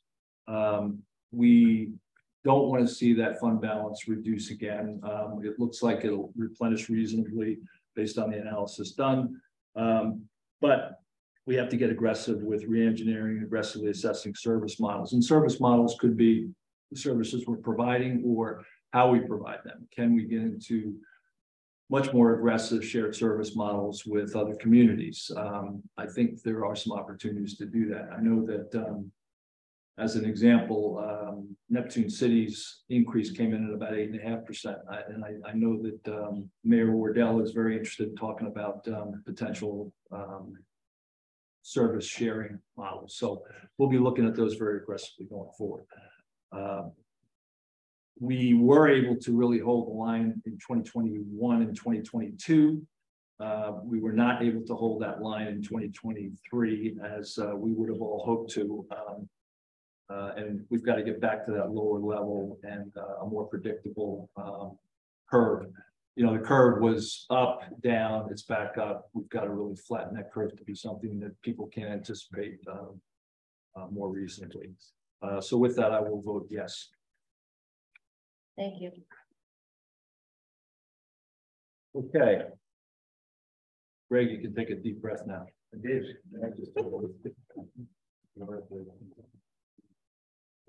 Okay, we'll now move into the next agenda item, presentations and bids. There are none.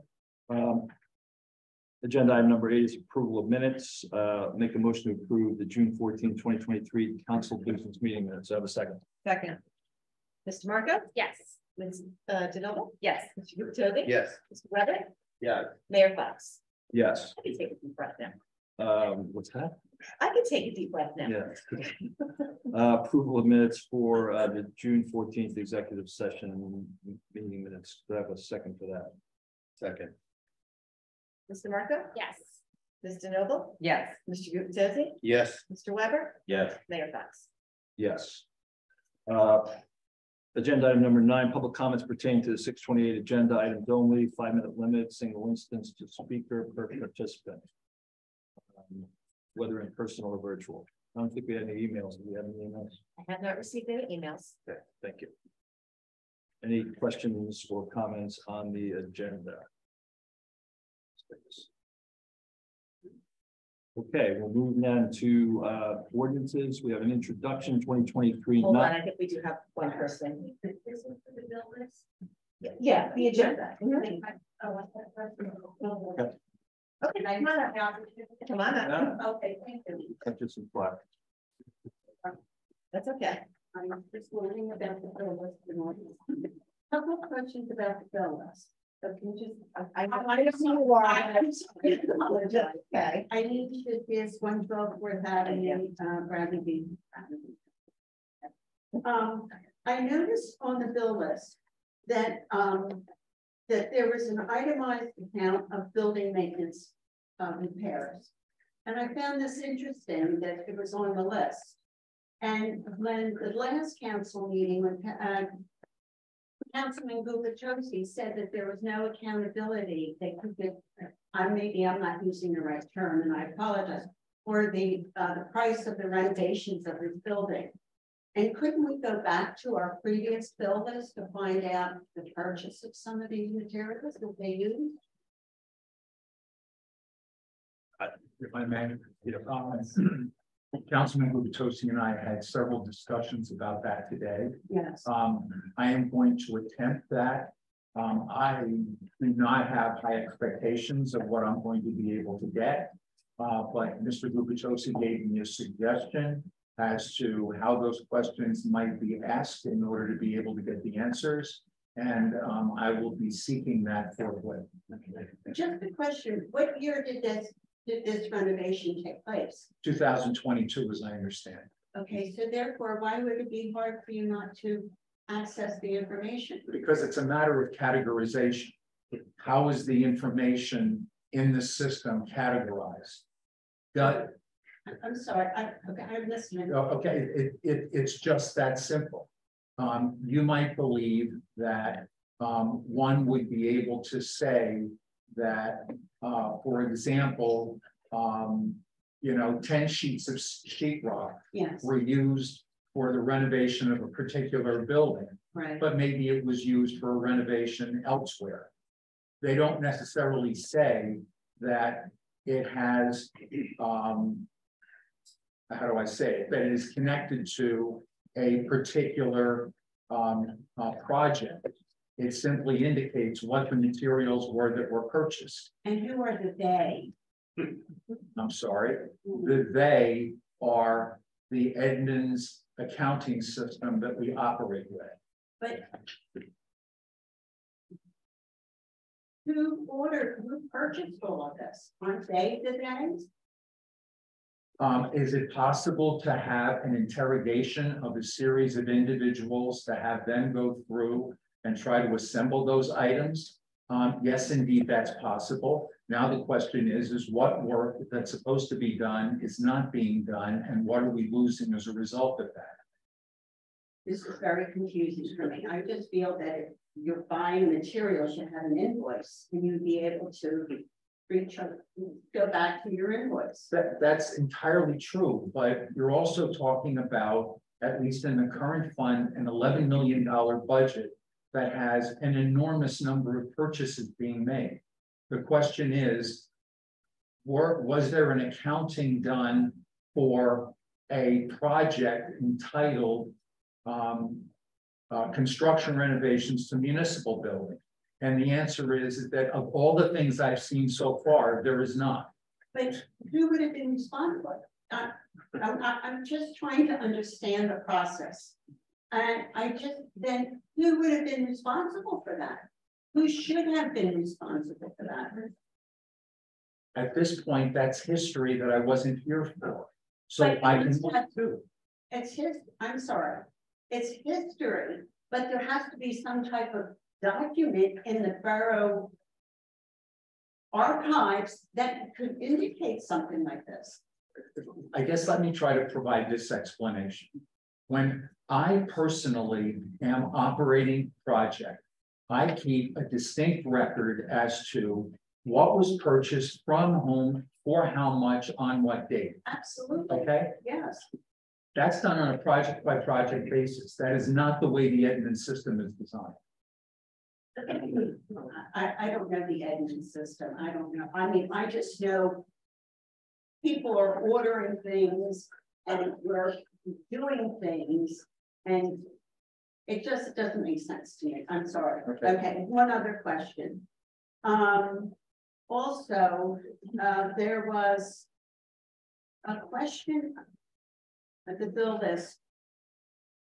And I'm sorry, one thing, it was about the expenses for the rec center. And the rec center, and it said from Recreation Trust. Yes. Now, could you please explain that to me, please? An example of that would be the following. The recreation department operates a summer camp. Yes. The summer camp has a fee charge for participation in the program. Yes. The revenues from those registration application fees go into Recreation Trust. From Recreation Trust, there are items purchased for the summer camp program. That is generally the way a trust account operates. And that's the way Recreation Trust operates. Okay, I think you passed your time. So if you have additional questions, you can send me. For bringing that to my Yeah, attention. thank you. Go from, yes.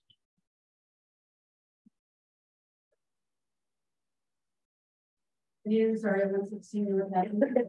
Going back to the billing situation, I understand that we purchased 100 pieces of Shiva.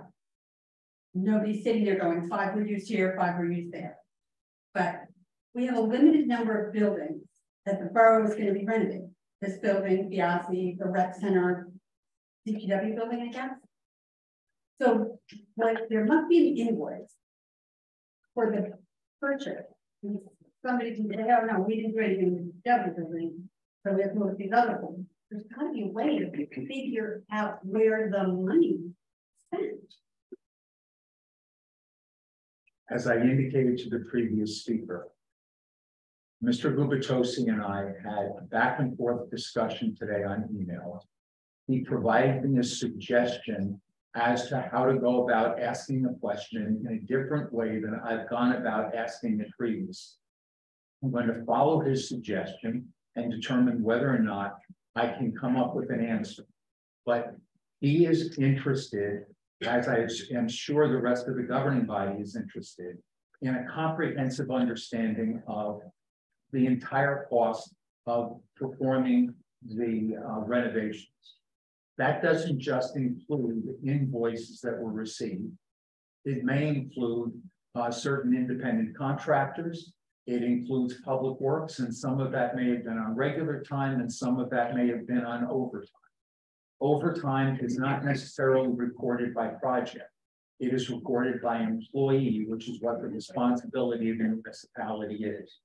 But I am going to ask the question in this form that Mr. Gubitosi suggested to see if I can come up with a comprehensive understanding as to what the cost of those improvements were. Okay. Another question then.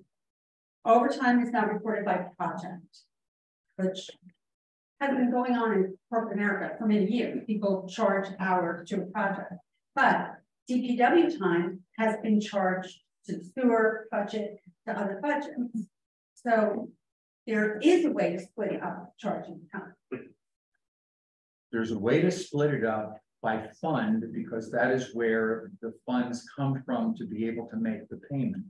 But that is not telling you that certain amounts of time were spent on the corner of Monmouth and Madison for a sewage backup. It's not telling you that money was spent at another location for a preventative cleaning. All it tells you is that something was used for the sewer utility.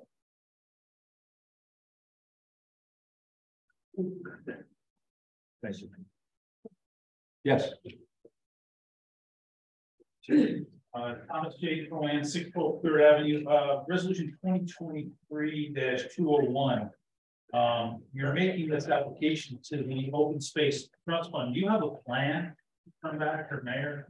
Is there a plan for which you're applying for?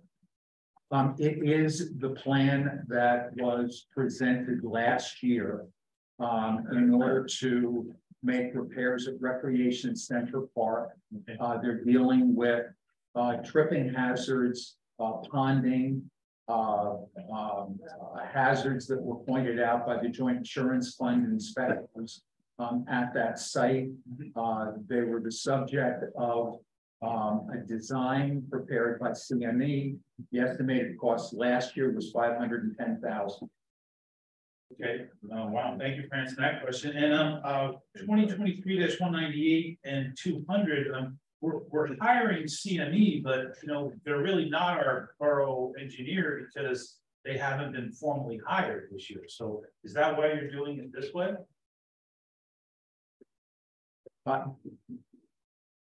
The short answer is yes. Okay, so you're doing it this way because they're really not our engineer.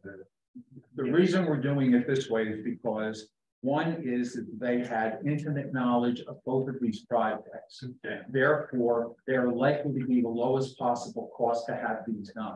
There are limited timelines that have to be satisfied for these.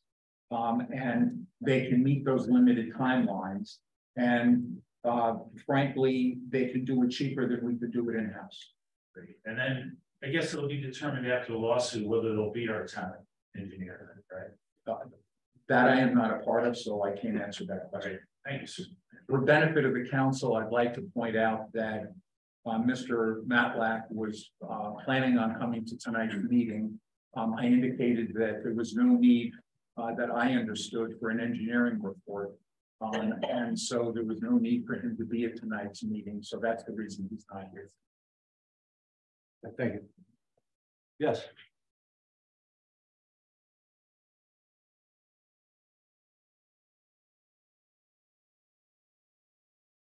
Nancy Meadows, our condominiums. I've been here for this is regarding the Villas, 5 years. I've interacted with 4. Each and every one gives me similar answers regarding Evans, how it's set up. And perhaps some of it's valid. I put it in the category of excuses and not accounting for my money. Mr. Graham, I don't appreciate your comment. I don't appreciate that you came in and helped. But I don't know how you're going to figure this out in less than 48 hours when your time here is up. Unless you're a miracle man. What I don't also understand is, don't we have purchase orders? Don't we have vouchers that have to be signed off in order to pay? That we, the people, are not allowed to see unless we do an Oprah on every one of those items on the bill list? Oh, hard to assume because we know the Bradley Beach way is different. But I would expect that those purchase orders have codes as to what materials for what department is or that. I also want the record to show, again, I recognize when you started. So, you're inheriting, but you're not responsible. We were told that the renovations to Borough Hall did not include any overtime. They were to keep the guys busy and to give them new skills. And I thought, really went out and training. I am pretty sure that on July 4th, I could call down to Public Works, which is the only department that I realize services from, and say, what was the overtime spent cleaning up and setting up for our July 3rd fireworks? Personally, I find you're a waste of money. And I'm pretty sure that I could get a reasonable plus or minus 10% figure. So if we're not requiring this from employees, that's on us. It needs, again, as I say, it needs to be legislated. And let's start with getting rid of the person who, in my opinion, is responsible for 50% of the debt, our purchasing agent. Because this person has not done anything in the best interest of Bradley Beach. And again, I put out there, share purchasing agent with another town, share a VA with another town, have an office manager. These problems can be solved without lawsuits and just for people to get hired who are willing to do a good job. And again, I do thank you for your efforts. Yes.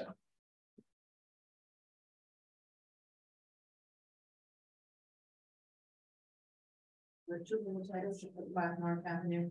Mr. Fehrenbach, again, thank you for all your help. Our bills list, I just, there's just no way that any of our department managers and supervisors maintain receipts. I know for myself, as you know, anything I purchase or travel and everything, I have documents and you know, it's all automated. I also maintain hard copy files. We have nothing that we can go back to. That's not what I said. What I said You're was, that you can't track it though. what I said was,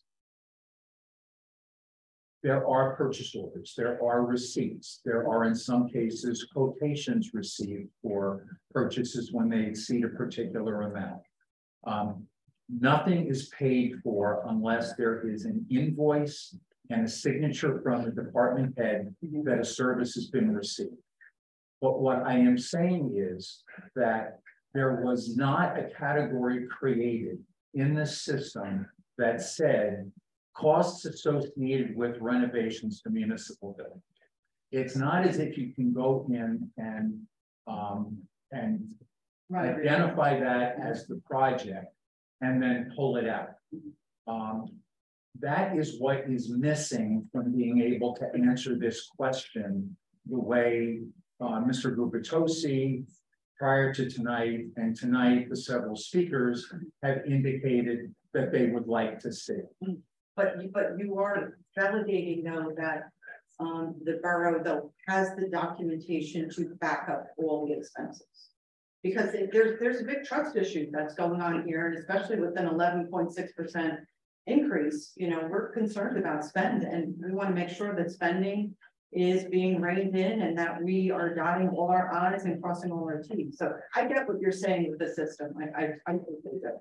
But just one thing, I wasn't sure that you asked the question, you didn't, but the answer is yes. There has to be an invoice, there have to be receipts, and there has to be a signed purchase order signed by the department head that the services were received. maybe we need audits. Maybe we need audits of the various departments. Question I have for on the agenda is 2023-192, the Spectral Olympic 5K. In this to approve this, obviously we have a contract. Okay, will services for DPW and the police be covered? So that's on the burden for. Okay, if you notice, they're just getting permission to pass through the town. Okay, so we're not going to be providing anything, no DPW. And let me just explain about an event like that. When I get the application, I actually call the organization and I talk with them, and I specifically if you do not need our services. So, and then I go, this particular one, I presented to Greg, we went over it, it's passed through, so. Yeah, we just want to make sure that's we are no. I want to know too, that I don't just say, oh, okay, well, let me do a resolution for this. Are we though, are they, we're not waiving the fee for the application? No, they pay their fee. Okay, good, all right, thank you. Okay, you're welcome, okay. Okay, we're gonna move to ordinance. Yeah, we have one Zoom person. I did not see. That's okay, hey, Don. Hi, how you doing? Don Greenberg, 302 Park Place. I don't usually read the bill list, but I just happened to scan this one. And I have a question on page 14, the second and third items down. It seems like we paid $1,300 for 3 $50 trash cans. And I'd like to find, and they're for event, or for two, for 3 $50 trash cans. They're for events. Can anybody tell me what that is? I mean, it's 2 44-gallon gray trash can Brute, which you can get at Home Depot for like 59 bucks, and a recycling container with venting, which I'm assuming is around the same price. So my question is, why are we paying $1,300 for about less than $200 worth of trash cans? You caught me on one I cannot answer. I will be happy to get you an answer if Ms. Costas will provide me your contact information. I'll be back in touch with you on Friday. Great, I'll send her my email. Thank you, Don. Thanks, Mr. Fehrenbach. Thank you. Okay, ordinances introduction. We have ordinance 2023-9. This ties into the prior conversation we had at the workshop earlier tonight. It's an ordinance amending chapter 310 noise on the borough's revised general ordinance to update noise regulations to address current issues and recent issues within the borough, especially during the summer season. I'll open the introduction up for any council comments. And I'll just say that I've said it all already, so I'm very happy with where we stand. It's not perfect, but I think it's much improved over where we were. Okay. I agree, and I just put a lot of work into this. I just want to thank Councilman Gubitosi for getting us over the finish line this last week, because I have been on vacation. But I came back to see all of you, so thanks for that. Okay, so we will end. There's no other comments. We will make a motion to approve ordinance introduction 2023. Mr. Marco? Yes. Mr. Noble? Yes. Mr. Gubitosi? Yes. Mr. Weber? Yes. Mayor Fox? Yes. Number 11, communications. We have two seasonal employee for lifeguards and beach staff and communications. Mayor. Yes. If I could just say, for the beach staff, that's for additional gate guard and cashiers. Okay, thank you. On resolutions, we have a consent agenda of 3 items. I'll read those. The bill list for June 28th, 2023. 2023-192, it's approval for the Special Olympics New Jersey to conduct their 5K race for Saturday, November 4th, 2023 from 10:30 to noon. It's a pass-through run only. And 2023-193 approval of the annual renewal for alcohol beverage control liquor license for EMAM Lab LLC TA Bradley. I think Bill list questions if I can first. Yeah. I actually, agree with the discussion that the questions that people are asking are legitimate. It seems to me that if we just know the dates of when this office renovation happened, we can then backtrack to the purchase orders and all that stuff and figure out what the material actually cost. So in a similar vein, there's 3.5 pages on this. It's not a ton of money. It all amounts to $2,100. It's between pages 6 and 9, and I think it's mostly for Taylor Hardware, and it's all paint related stuff. So I'm just going to ask, what are we painting right now? I will tell you that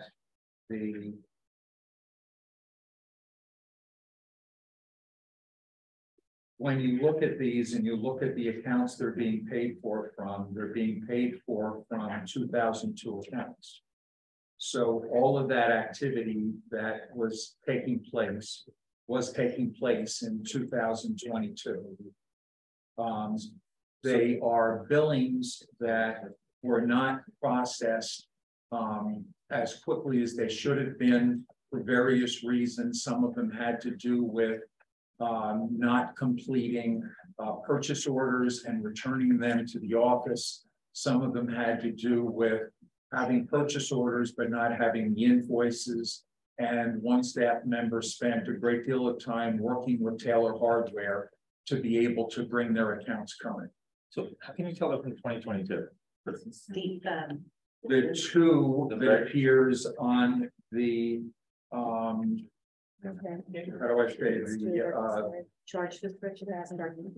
That two, that very first two? Yes, that first just a single number two. Okay. Great. So some of these could be for the office renovation that we're talking about. Some of them could be, yes. Okay, so because we painted there a lot. Okay. Because the reason I asked that is if we could, tell me what we're painting now, and I assumed it was now. Then when someone asks, 3 months from now, what did it cost to do that thing? Then we would at least have just look at painting supplies. But thank you for that. And then one other thing on page 14, page 15. This is really small potatoes, but New Jersey League of Municipalities, they send us all a nice glossy magazine and it comes in my mailbox every month and I never ever read it. I wish I had the time to read it, but I never ever read it. Do we pay for like subscription to each one of those? Because I want to say, like, cancel my subscription. I know this is only $150, but like we don't Or is it just, we have no choice in the matter, or what? I can remove you from that list. If you, and I'm sorry, I'm only saying because I'm the one that processes that bill. Anybody else? I mean, again, I wish I had the time to read this So magazine. if you I'm don't, sure if it's you don't online. want the nice glossy magazine, please let me know. Anybody? I like to And read it cover to cover myself. Of course. And then I quiz myself. But no, Erica, you could do that. Okay, all right. I mean, down the road, it sounds like we already paid for it this year, but let's. I did, so next year, yeah, okay, and we'll do this, I'll just reach out to each one of you and ask, okay? For the record, I do go to their website frequently, but I don't. Yeah, I do too, like, they're a great tool, they're a great resource. Okay, that's all I had in the bill list, so continue with your motion, Mr. Snyder. Thanks. Motion did, someone was second. Second. Mr. Marco? Yes. Mr. Noble? Yes. Mr. Gubatose? Yes. Mr. Weber? Yes. Mayor Fox? Yes, okay, we have a number of individual resolutions, resolution 23-194, approval of temporary budget appropriations. That was second to 2023-194. Second. Oh, I have a question on this. I thought this was like a, not necessary if we had adopted the budget. Am I? I'm sorry, 194 was on there in the event you did not adopt the budget. Mr. Marco is correct, therefore we should not be considering this resolution. So we'll make a motion to table 2023-194, or withdraw, sorry. Yes, Thank you. Second. Yeah. One second. Mr. Marco? Yes. Mr. Noble? Yes. Gubatose? Yes. Mr. Weber? Yes. Mayor Fox? Yes. 2023-195, authorizing memorandum agreement between the Monmouth County Board of Health and Borough of Bradley Beach for provision of local public health services. Second for 2023-195. Second. Mr. Marco? Yes. Mr. Noble? Yes. Mr. Gubatose? Yes. Mr. Weber? Yes. Mayor Fox? Yes. 2023-196, resolution correcting certification of funds for resolutions. I do have a question on this, Mr. Mayor. My question is just there's an awful lot of activity moving dollars from between accounts.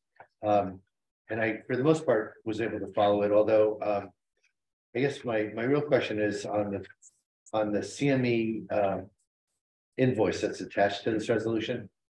There seems to be some substantial credits, $13,000 for a surface course walkway and a $22,000 credit for a 6-foot high chain link fence. I mean, it's a negative number in an invoice, so calling it a credit. And I was just wondering what's happening there. Why are we receiving credits?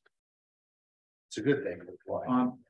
As the result of a job meeting with the contractor, the engineer and the contractor came to an understanding as to how to modify the contract in order to be able to meet some of the objectives that the municipality had.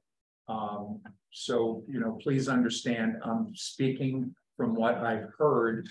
I was not here when that original contract was let, but there apparently was a good deal of concern regarding screening of the park from adjacent residents, which had to be removed from the original contract in order to be able to operate within the limited funds that were available.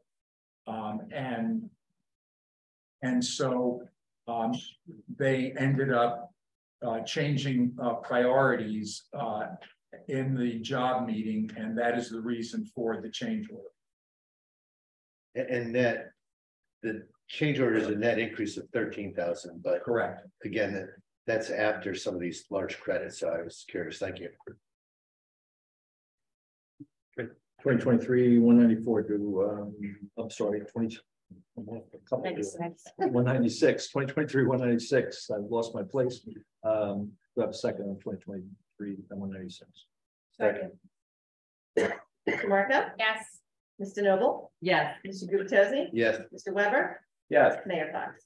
Yes. 2023. One second here. I'm sorry. 197. Yeah, I just was looking at something else. To authorize and advertise for bids for the improvements of Park Place Avenue Phase 1 project. Do I have a second to approve 2023-197? Mr. Marco? Yes. Ms. Noble? Yes. Mr. Gubatose? Yes.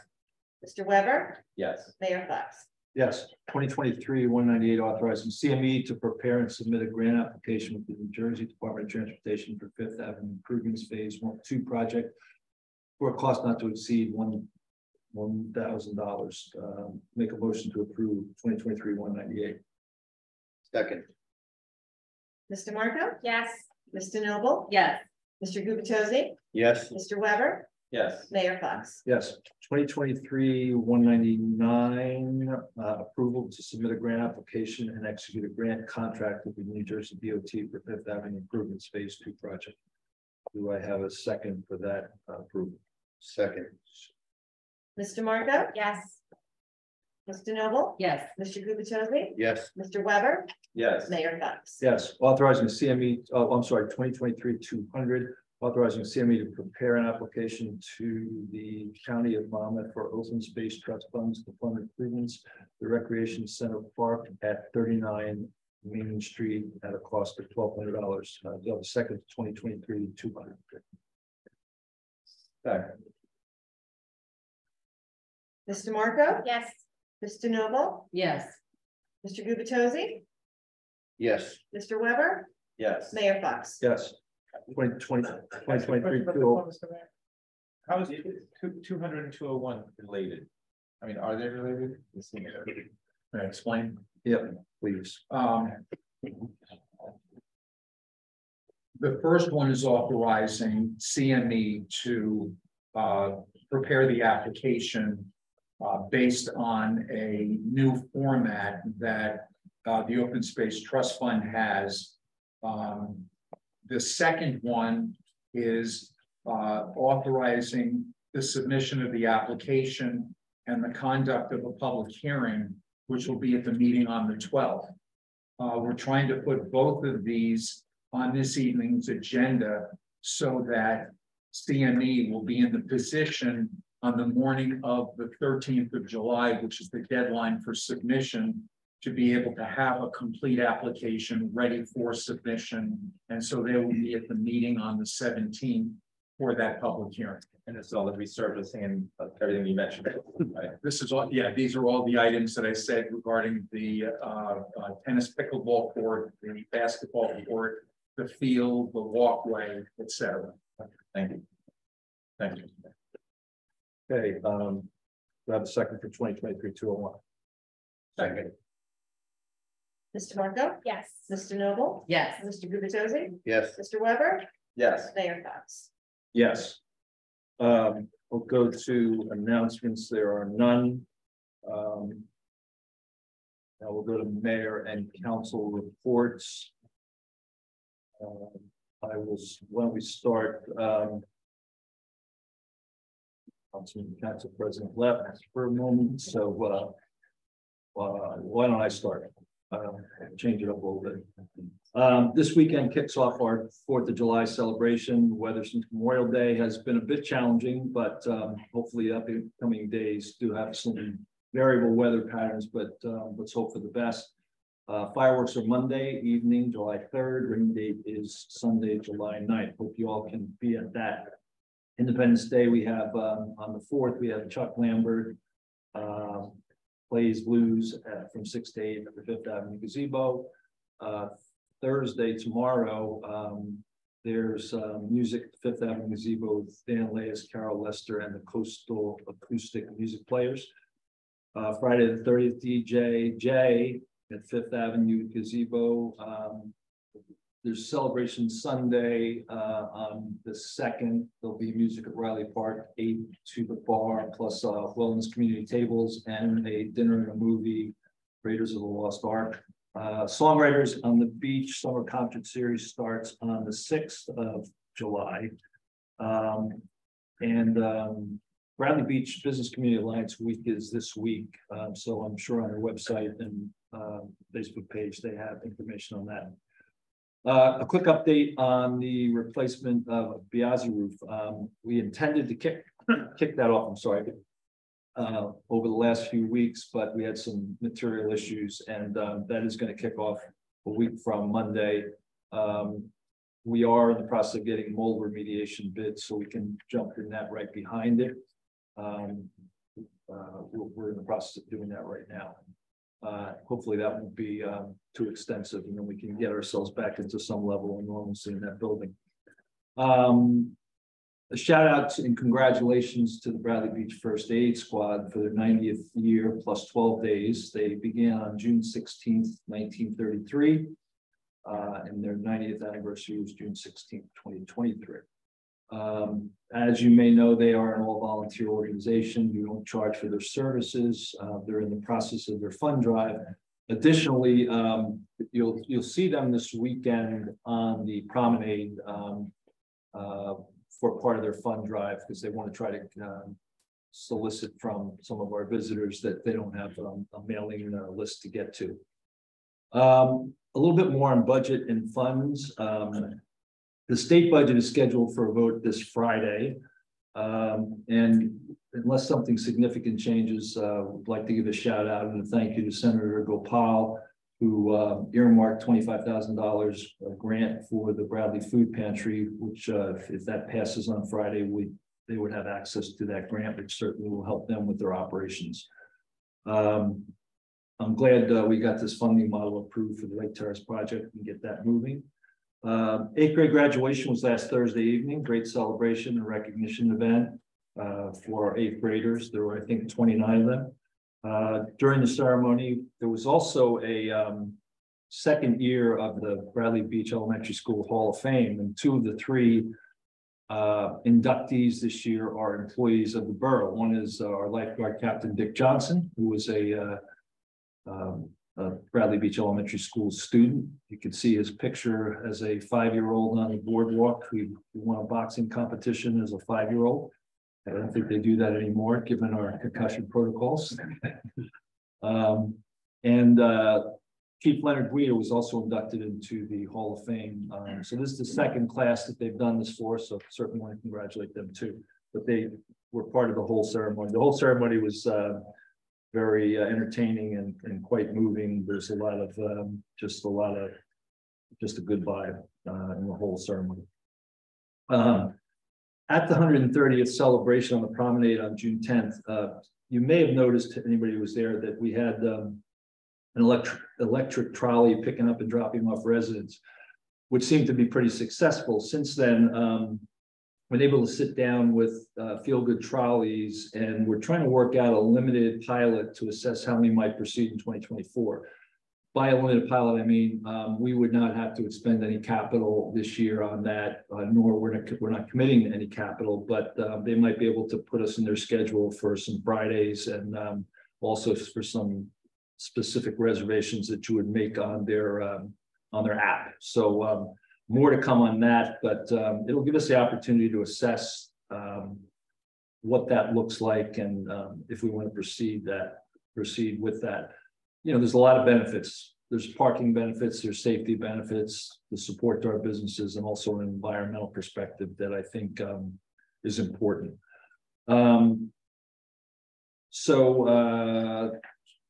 Let's see, I think that's it for that.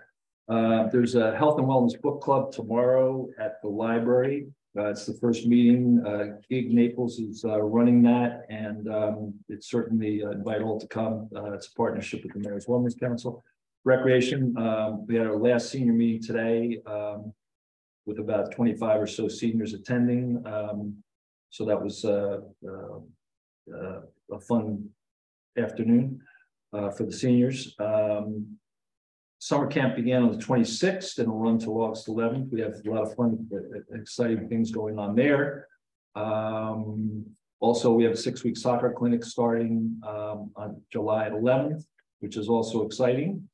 And we are working on a plan for a back-to-school bingo event, which was a significant success in 2022. So we want to build on that success. So that is my report. Council President DeMarco. Sure.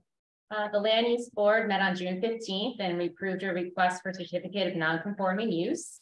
Both variances for the relocation of an existing dwelling with a new 2.5-story addition. Both variances for the demolition of an existing detached garage and additions. And then they began a hearing on use of both variances to renovate an existing commercial property and make it a single family dwelling. That application will be continued at the next regular meeting on July 20th. I very rarely make personal comments during this time, but I do want to say, as most of you know, I work in a municipality and we lost one of our councilmen last night.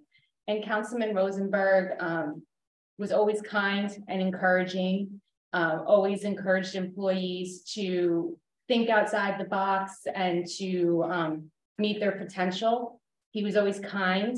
And he was actually a writer for Howard Stern for a long time. So he was one of the funniest men that I've ever had the pleasure of working with. And I just wanted to take this opportunity, since they were encouraging of me to take the leap to decide to run. I just wanted to take a moment to recognize and remember him. Yeah.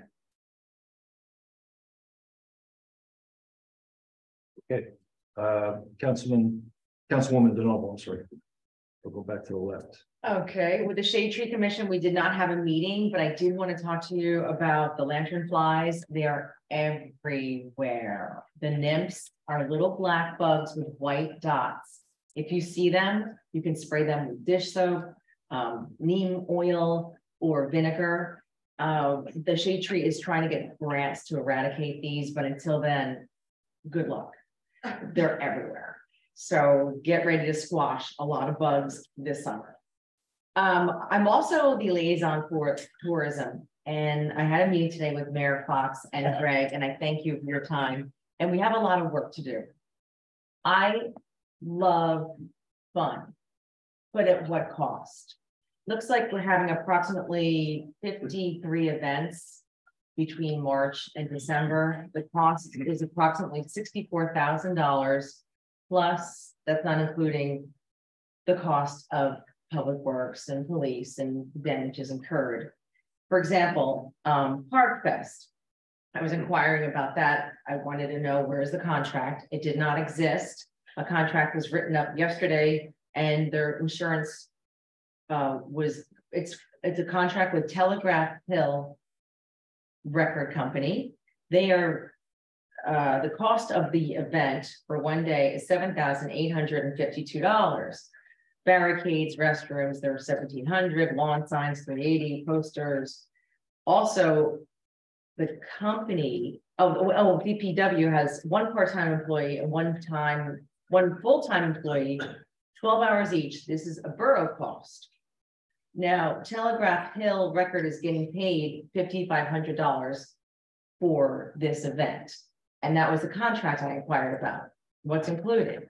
Do they have insurance? And now I see that there's been a contract drawn up and it was signed by an employee, and the borough attorney said it's probably not appropriate to have an employee sign it, and he would ask that he reviews contracts before they get signed.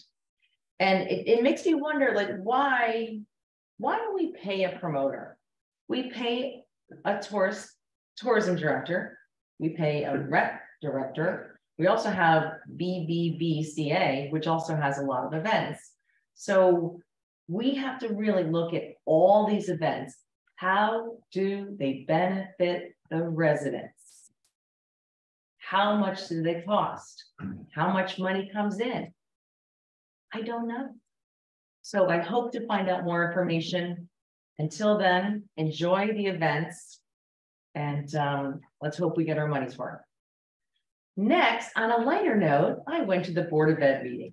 They are just a delightful group and they get things done. They are amazing. They're preparing for next year already. They have lots of programs for the summer. A lot of the teachers are working in the summer program. They have plenty of substitutes for next year, which usually they have a shortage of. And they get a lot of things done. And I'm very, very pleased with them. The PTA is having their carnival this Friday at 5 p.m. at the rec center. It is open to the public as well. And I did want to mention too, I did go to the graduation. The graduation was amazing. They put on a show you wouldn't believe. And they're so proud of each other.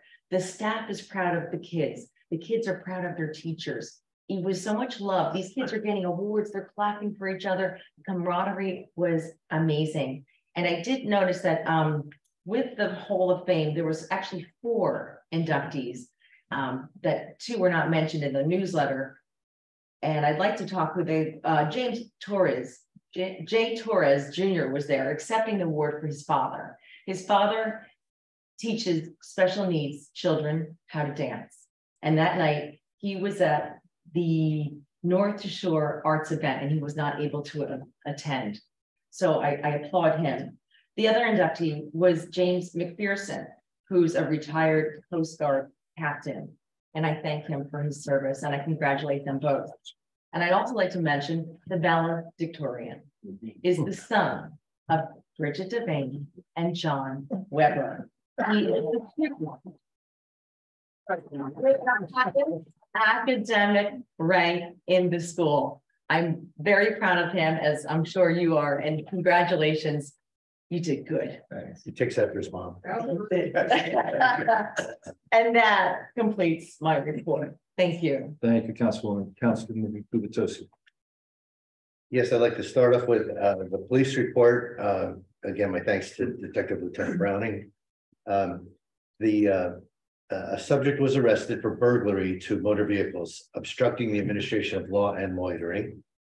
An officer from our K-9 unit was deployed to investigate a suspicious package left by the post office. All was deemed to be in order. I don't usually reference this, but we get an activity report every month from our police department. And That's my fault. what's that? That's, if you're wondering why you got that now. Oh, yeah, no. Okay, Nope, sorry. No fault anywhere. No, I thought you were supposed to get it last meeting, And sorry. Normally, it's a lot of statistics, just a lot of data, and but I saw an interesting spike occurring in the month of May, which I think tells me, and I'll let Detective Lieutenant Browning tell me if I'm interpreting this incorrectly. But we had a pretty big spike in calls for service. It looks like we went from 658 to 937. It's roughly a 25% increase. And we had triple the parking summonses from 29 to 90. So I'm imagining some of that has to do with the summer being upon us. And I imagine we'll continue to see some higher activity in June, July, and August compared to earlier in the year. But it does show that our police department is very much actively at work. Also, as I talked about earlier today, and many of you sat through 3 iterations of the noise ordinance workshops. I just want to, number one, I want to thank a supreme being for getting us through that, because it seemed like it was never going to wrap up. But I really do want to thank all of the residents who provided us, the council members, with a lot of input. And a lot of them were very willing to kind of negotiate what they felt their key issues were to enable us to get to a compromise that I think works well for the entire borough. I also do want to thank Councilman Weber, because he and I worked pretty tirelessly on these 3 iterations. And I think, John, your help was invaluable. So thank you. Stillman Lake, they actually had a meeting scheduled last weekend. They had to cancel the meeting just due to a lot of folks having conflicts. But the borough are in the process of providing a grant application for DOT funds that would help us repair the bulkhead and conduct tree replacement at Sylvan Lake. There's also a request out from the Sylvan Lake Commission to our engineers looking to possibly identify funding for a dredging of the lake, which is obviously a significant undertaking and something we've talked about as a borough for at least a decade, maybe longer.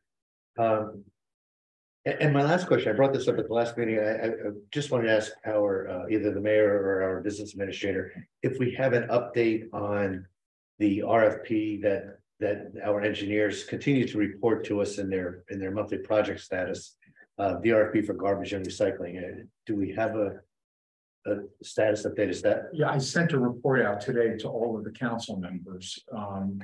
The report basically summarizes the genesis of why that ended up happening as a result of reviewing municipal minutes, governing body minutes.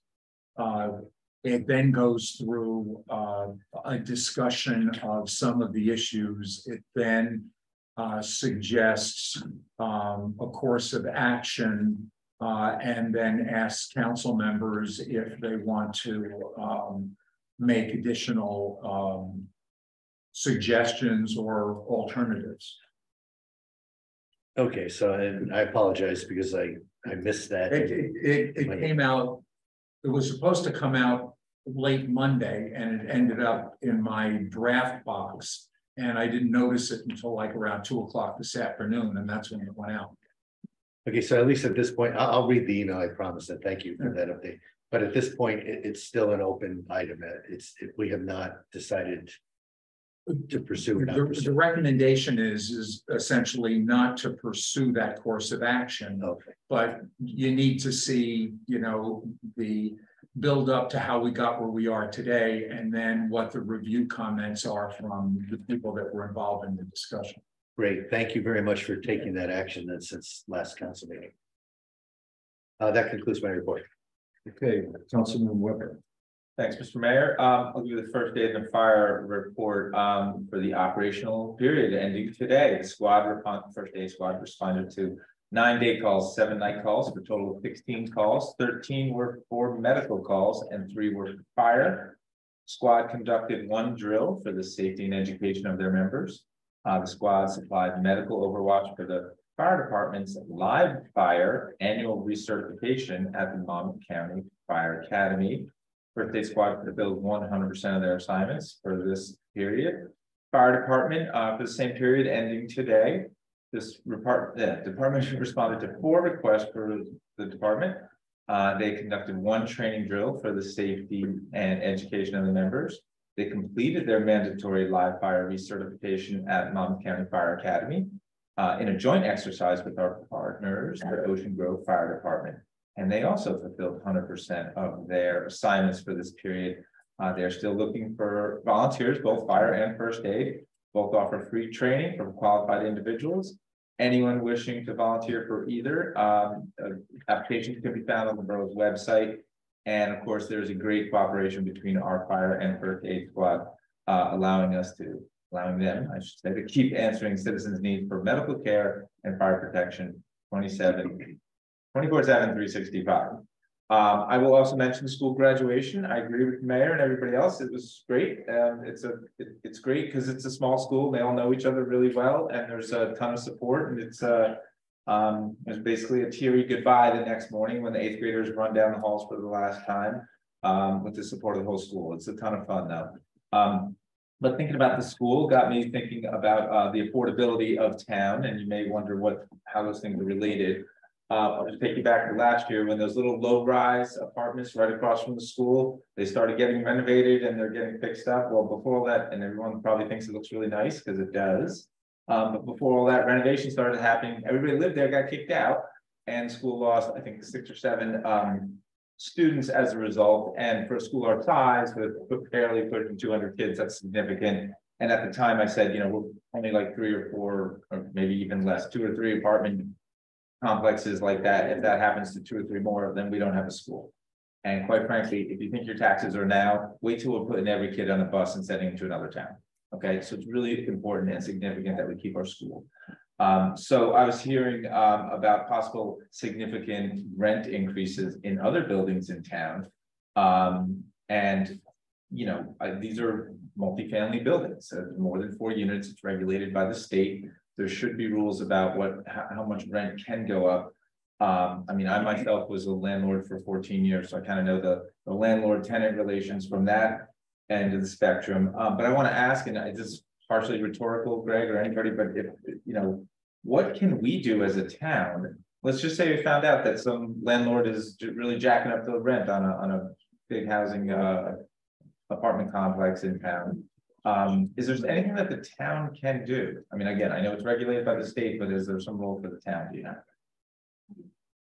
I think it may be better. Okay, perfect. Yeah, so there's no unless it's you have a rent control ordinance in the borough, there's no state cap on rent increases. Other towns that I've worked in have condemned landlords for raising rent unconscionable rates by resolution. The city of Newark just passed a ordinance that limits rent control increases throughout the entire city, not just for rent controlled units. So they have both. So those are actions at a borough level that can be taken. However, the Newark ordinance will likely be challenged for preemption of state law in terms of the way that they structured their wording of the ordinance. That was just done this month, so it's new.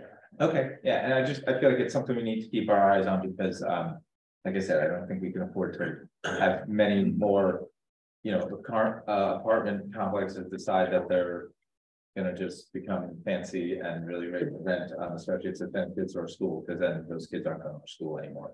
And I just want to also agree with Councilwoman DeNoble, like all these events. Thank you for looking into that and for counting. I mean, you know, for example, the Songwriters on the Beach. It's a great event. Can't argue with it. But at the end of the day, it costs money.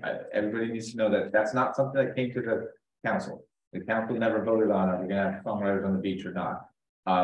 We never looked at that and said, well, you know, because then we could do a cost benefit. Like, of course, there's a benefit, but is it worth it at that cost? It doesn't come before us. So I support the idea of looking into all those events and what it is costing the town. And since we were here 2 weeks ago, that yes, Shade Tree didn't meet and Fletcher Lake did not meet. So that is the end of my report.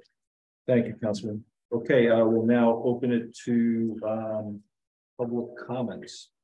5-minute limit and single instance for participant. Any public comments? Yeah. Yes. Greg, if you could take Greg, if you could take any questions, if we have to follow up on it. Thanks. Hurricane 215, really, I swore I was going to come tonight and not talk. But you know, I just don't get it. I mean, you know, the last comment about raising rent. You're raising taxes 11.3% in the municipal. What do you think these investors and these landlords are just going to eat it? They're going to pass it on. Come on, you're a business guy. You came from J&J. I will guarantee you, our state, I mean our town, Little Bradley Beach, is going to be the highest increase in municipal taxes probably in the state. I hope somebody can prove me wrong on that. But I'm pretty sure at 11.6, it's going to happen here. It's just unbelievable. And I sit here and I listen to it, Edmund's process. I listen to, you know, poor Greg sitting here. I hope you're not leaving in 2 days. And I sure hope whoever's coming in here next knows how to run the business, knows how to run the system. Because for somebody to tell me that they don't, that all we need is a purchase order, and the supervisor signs it off, and we don't have to worry about what account it goes to, where it goes. You've got a small hardware store in the town. They can carry receivables for a year. Come on. No way. Either get a purchasing agent in here and it says we need to be invoiced 60 days after we receive it and we'll pay it. Don't sit here and tell me a year later, well, we do this, the next thing you know, we don't know where the money's coming from, we don't know where the product's coming, we don't know what project it's on. Garbage. This is a mess. And we got a mayor, you're suing the town, you're suing the council, whoever you want, there's some big frivolous lawsuit to be a strong mayor. You're the strong mayor now to clean this up because it's a mess. I've never sat through a meeting in my life where I sit here and nobody knows who's spending. We have people coming, running events. Nobody's got to go through a council, no process, no contract. But you know what? I look today, everything's free. Nothing's free. All right? Figure it out. This isn't hard. This is not a big budget. This isn't a big town. It's inexcusable that we are where we are today. And to sit here and listen to this is just mind-boggling. And again, the best thing, congratulations on your son, because nobody else noticed it except Jane. Thank you. Thank you. Yes. You're gonna be typing 605 North Avenue, apologize. 605 North Avenue, Julie Machias. I have to agree with Mr. Kenny here. Mr. Mayor, this is an embarrassment, the way that this town is being run. The fact that we have no accountability of our spend, and the fact that we have a paper contract that was drafted in a day for these park events.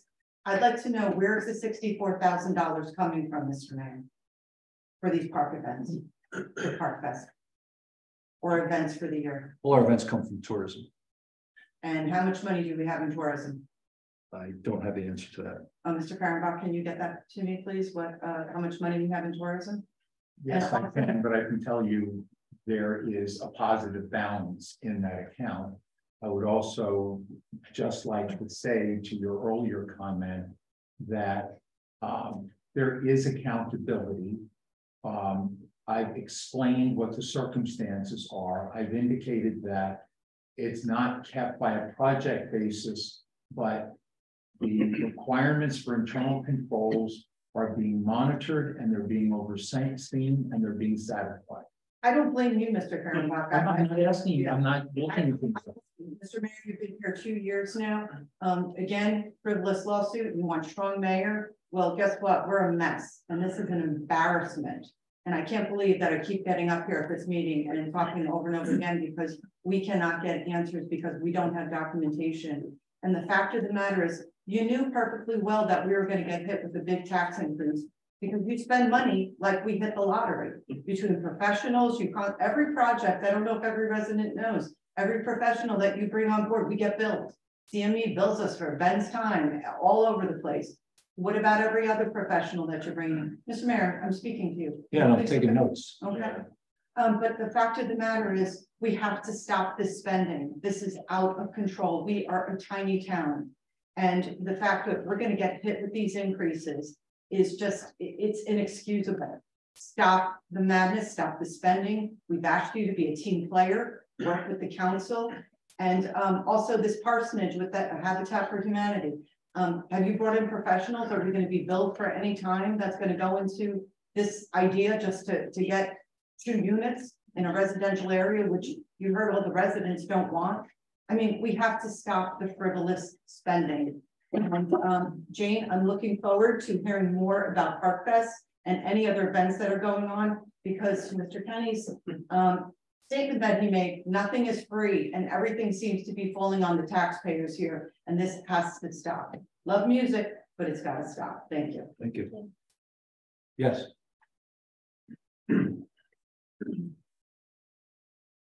Rick Bartholomew, 116 Newark Avenue. I have a few questions. Mr. Burnback, have you been here past June 30th? The agreement that was signed with the municipality indicates that they give me 2 weeks notice or I give them 2 weeks notice. And neither of us have given the other one any notice. Great. Then my next follow-up question. Have you looked over at the sewer bids? 2 weeks ago, you said you hadn't done that yet and you're going to be doing it. Yes, we have begun doing it. We're on now a relatively tight timeline, and we will be having a report for the council probably within the next 7 to 10 days. Great.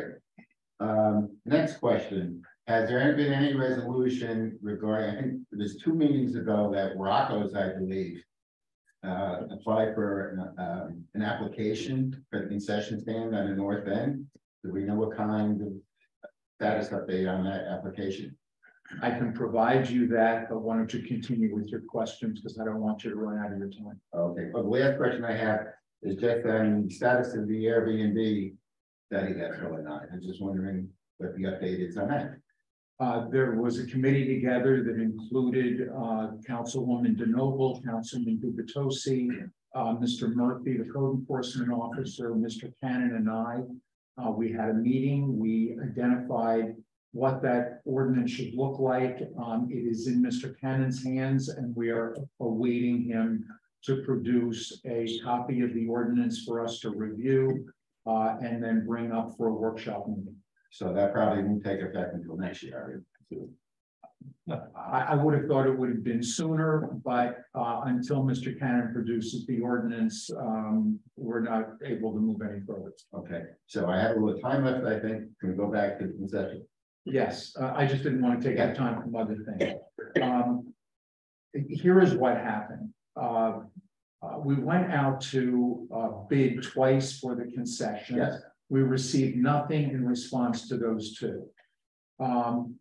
Several parties afterwards expressed some interest. I shouldn't say several, three. One of those was the owner of Rocco's. What he proposed about 2 days before Memorial Day was that he wanted to be able to either buy or lease the trailer that the municipality still has that was used at that site previous. One, it's in need of repair. But secondly, in order for the municipality to lease or to sell it, the municipality has to satisfy the local lands and buildings law. I only know him as Jeremy, but I ran Jeremy's idea that day by the borough attorney, and the borough attorney confirmed my understanding that he wanted to be able to have that operating by about today, at least prior to the 4th of July. There was no way under the local lands and buildings law that we could implement his plan, even on an accelerated schedule before the council, to make that work. We had also been having discussions with 2 other parties who indicated that they would get back. I put all of the package of material together for them. I was ready to discuss and negotiate. And other than the initial call, that was it. And I haven't had any contact from those people since. So how about the other 2? Well, Rocco's is still up in the air? No. Well, the problem with Rocco's is that we had a deadline that in order for it to be worthwhile, it had to happen by a particular date.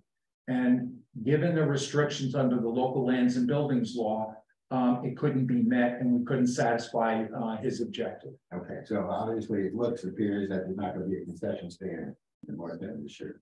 That is the way it appears. There is still one party out there who's indicating that he still wants to be able to meet with me to negotiate it, but the last time I heard from him was 4 business days ago. Thank you. Greg, I just texted that other individual and said, call you back. Yeah. We do have somebody else that seems to have an interest. Yes, yeah.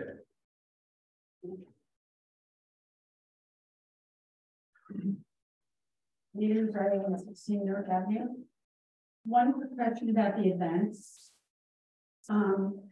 Music up on the beach on Cliff. It's sponsored by one of the radio stations, right? So does the radio station pay to have that on the beach every week? No, you pay them. Larry, you want to take this there? It's what they do is they bring in artists, like local artists. So there's a fee that they end up paying those artists. But they don't pay us anything? No. So we get nothing to cover the cost of DPW police, that kind of thing. We get nothing for that. No. Yeah. We pay them $10,000. For each Thursday night? No, for the concert series. For the summer. I believe it's. Plus we pay the cost of DPW police, those costs. I'm not sure if they're Besides involved paying with that. radio station, we pay for the, I mean, it involves overtime. I'm not sure if it's DPW set up for them. Concert series. They pretty much set it themselves, yeah. Yeah, but the police is there. I know the police is always there. So there's borough costs, borough spend involved in that. Okay. Yep. My other question, and I don't know if Mr. Fairmouth, you can answer it because it goes back a long time. Why does the borough own the food truck? we're not in the restaurant business, we're not in the food business. Why not get somebody who's got their own truck and they just lease the land from the borough? That's our intent going forward. We're just trying to get through this last set of leases, and the one we do this, if we do something at Newark, it'll just be for the year. We're trying to get out of this. The reason we got into this business was a lot of the beachfront was destroyed with Sandy. That was an easy, expeditious way to get back. That's my understanding of how this all started. But if something breaks in the food truck, We fix it. we can fix it, Yep, we do. not the whoever trying to. That's correct. That's one of the reasons we want to get out of it. Okay, do we own the Hula Grove? Yes. truck? Yeah. And we're dying And do to we have auction. the kitchen at the one on Second Avenue? No, Who owns that building? We own the buildings, but we don't operate that building, or like there's a. So the kitchen, if something breaks, it's fine, we don't have to pay for it. No, they pretty much maintain that building. We don't do anything on that building. So are we looking to also get rid of the food truck at the Hula Grove? Yes, Okay. That's our intent. this is the last year of that contract. Perfect. Yep, we want to get out of the food truck business. Yes.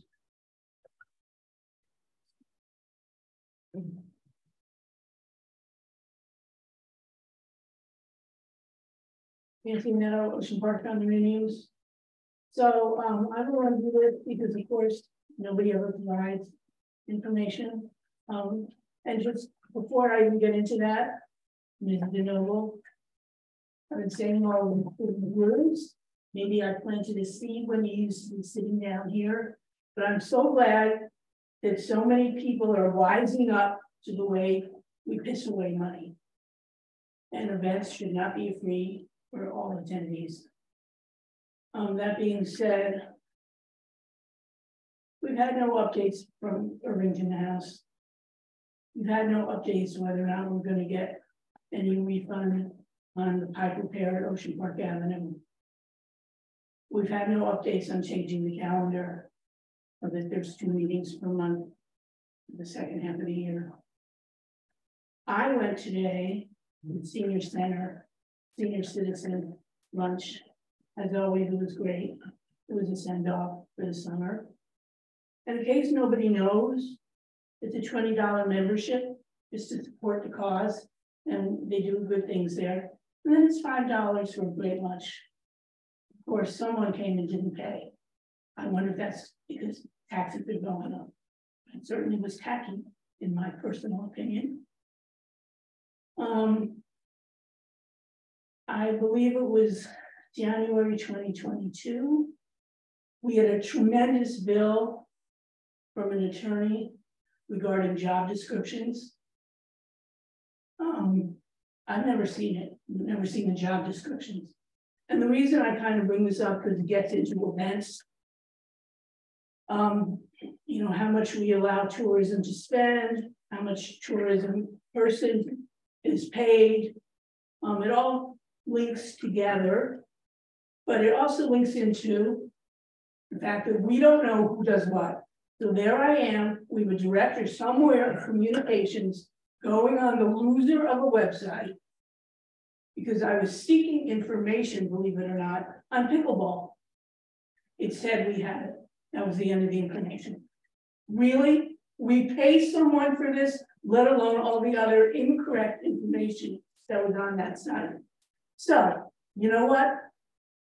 Take it down, get rid of the website. We don't need one because we don't need wrong information and we don't need to pay these bills for whoever this mysterious person may be.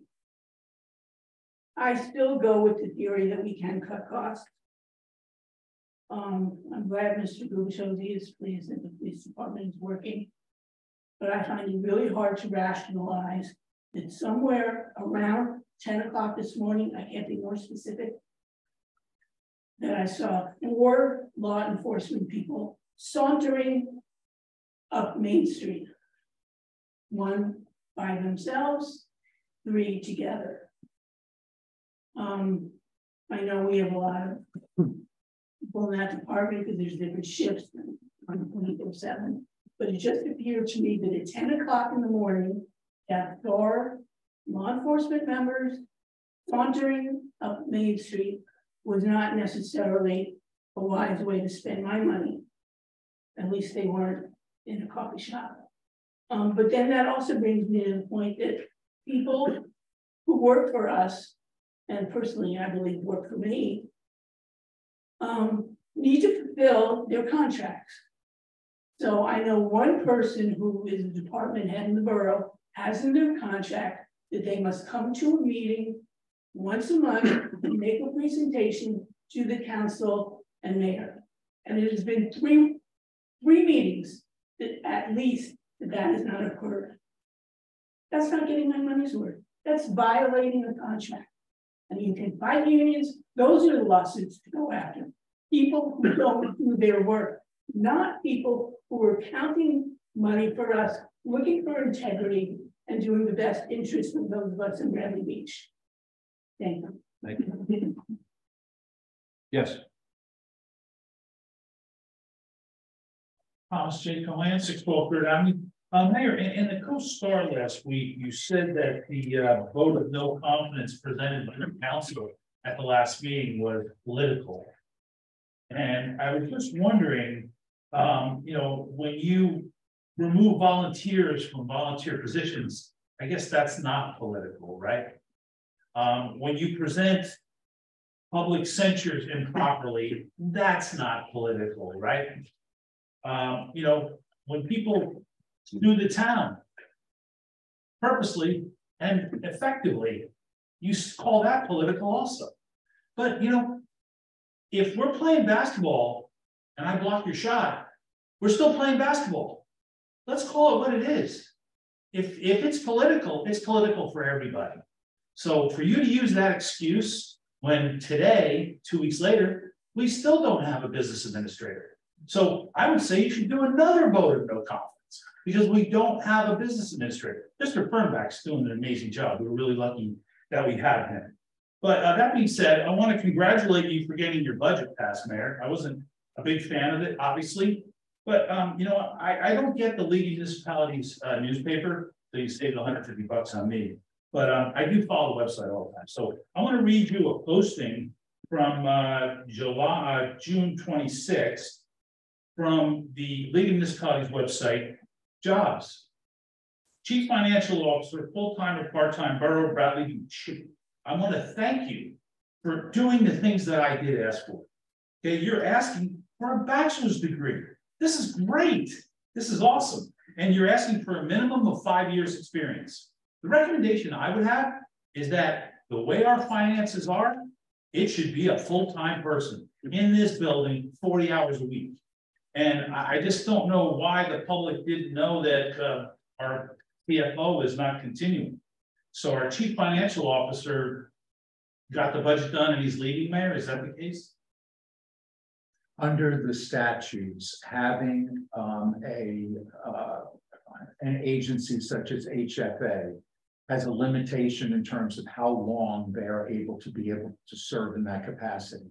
It is limited to 2 years. The municipality at the end of 2 years has to bring on a paid employee, and that is the reason for the advertisement.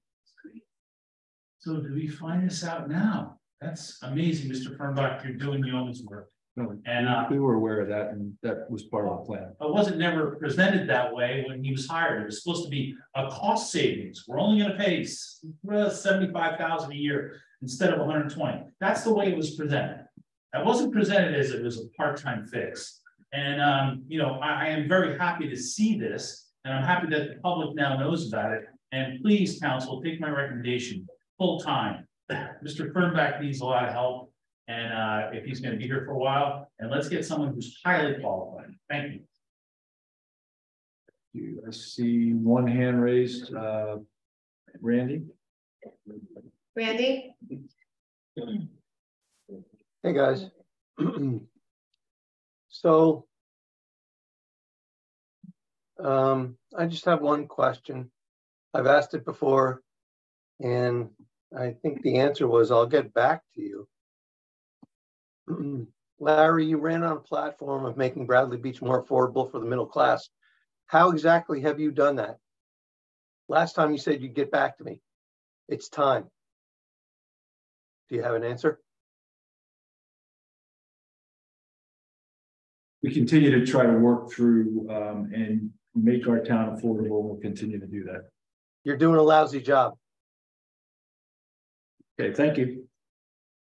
You're not welcome. And nobody thanks you. Okay, is there anybody else? I don't see any other hands. Okay, with that, then we'll make a motion to close the meeting. Second. All in favor? Aye. Good night, everybody. Thank you, everybody.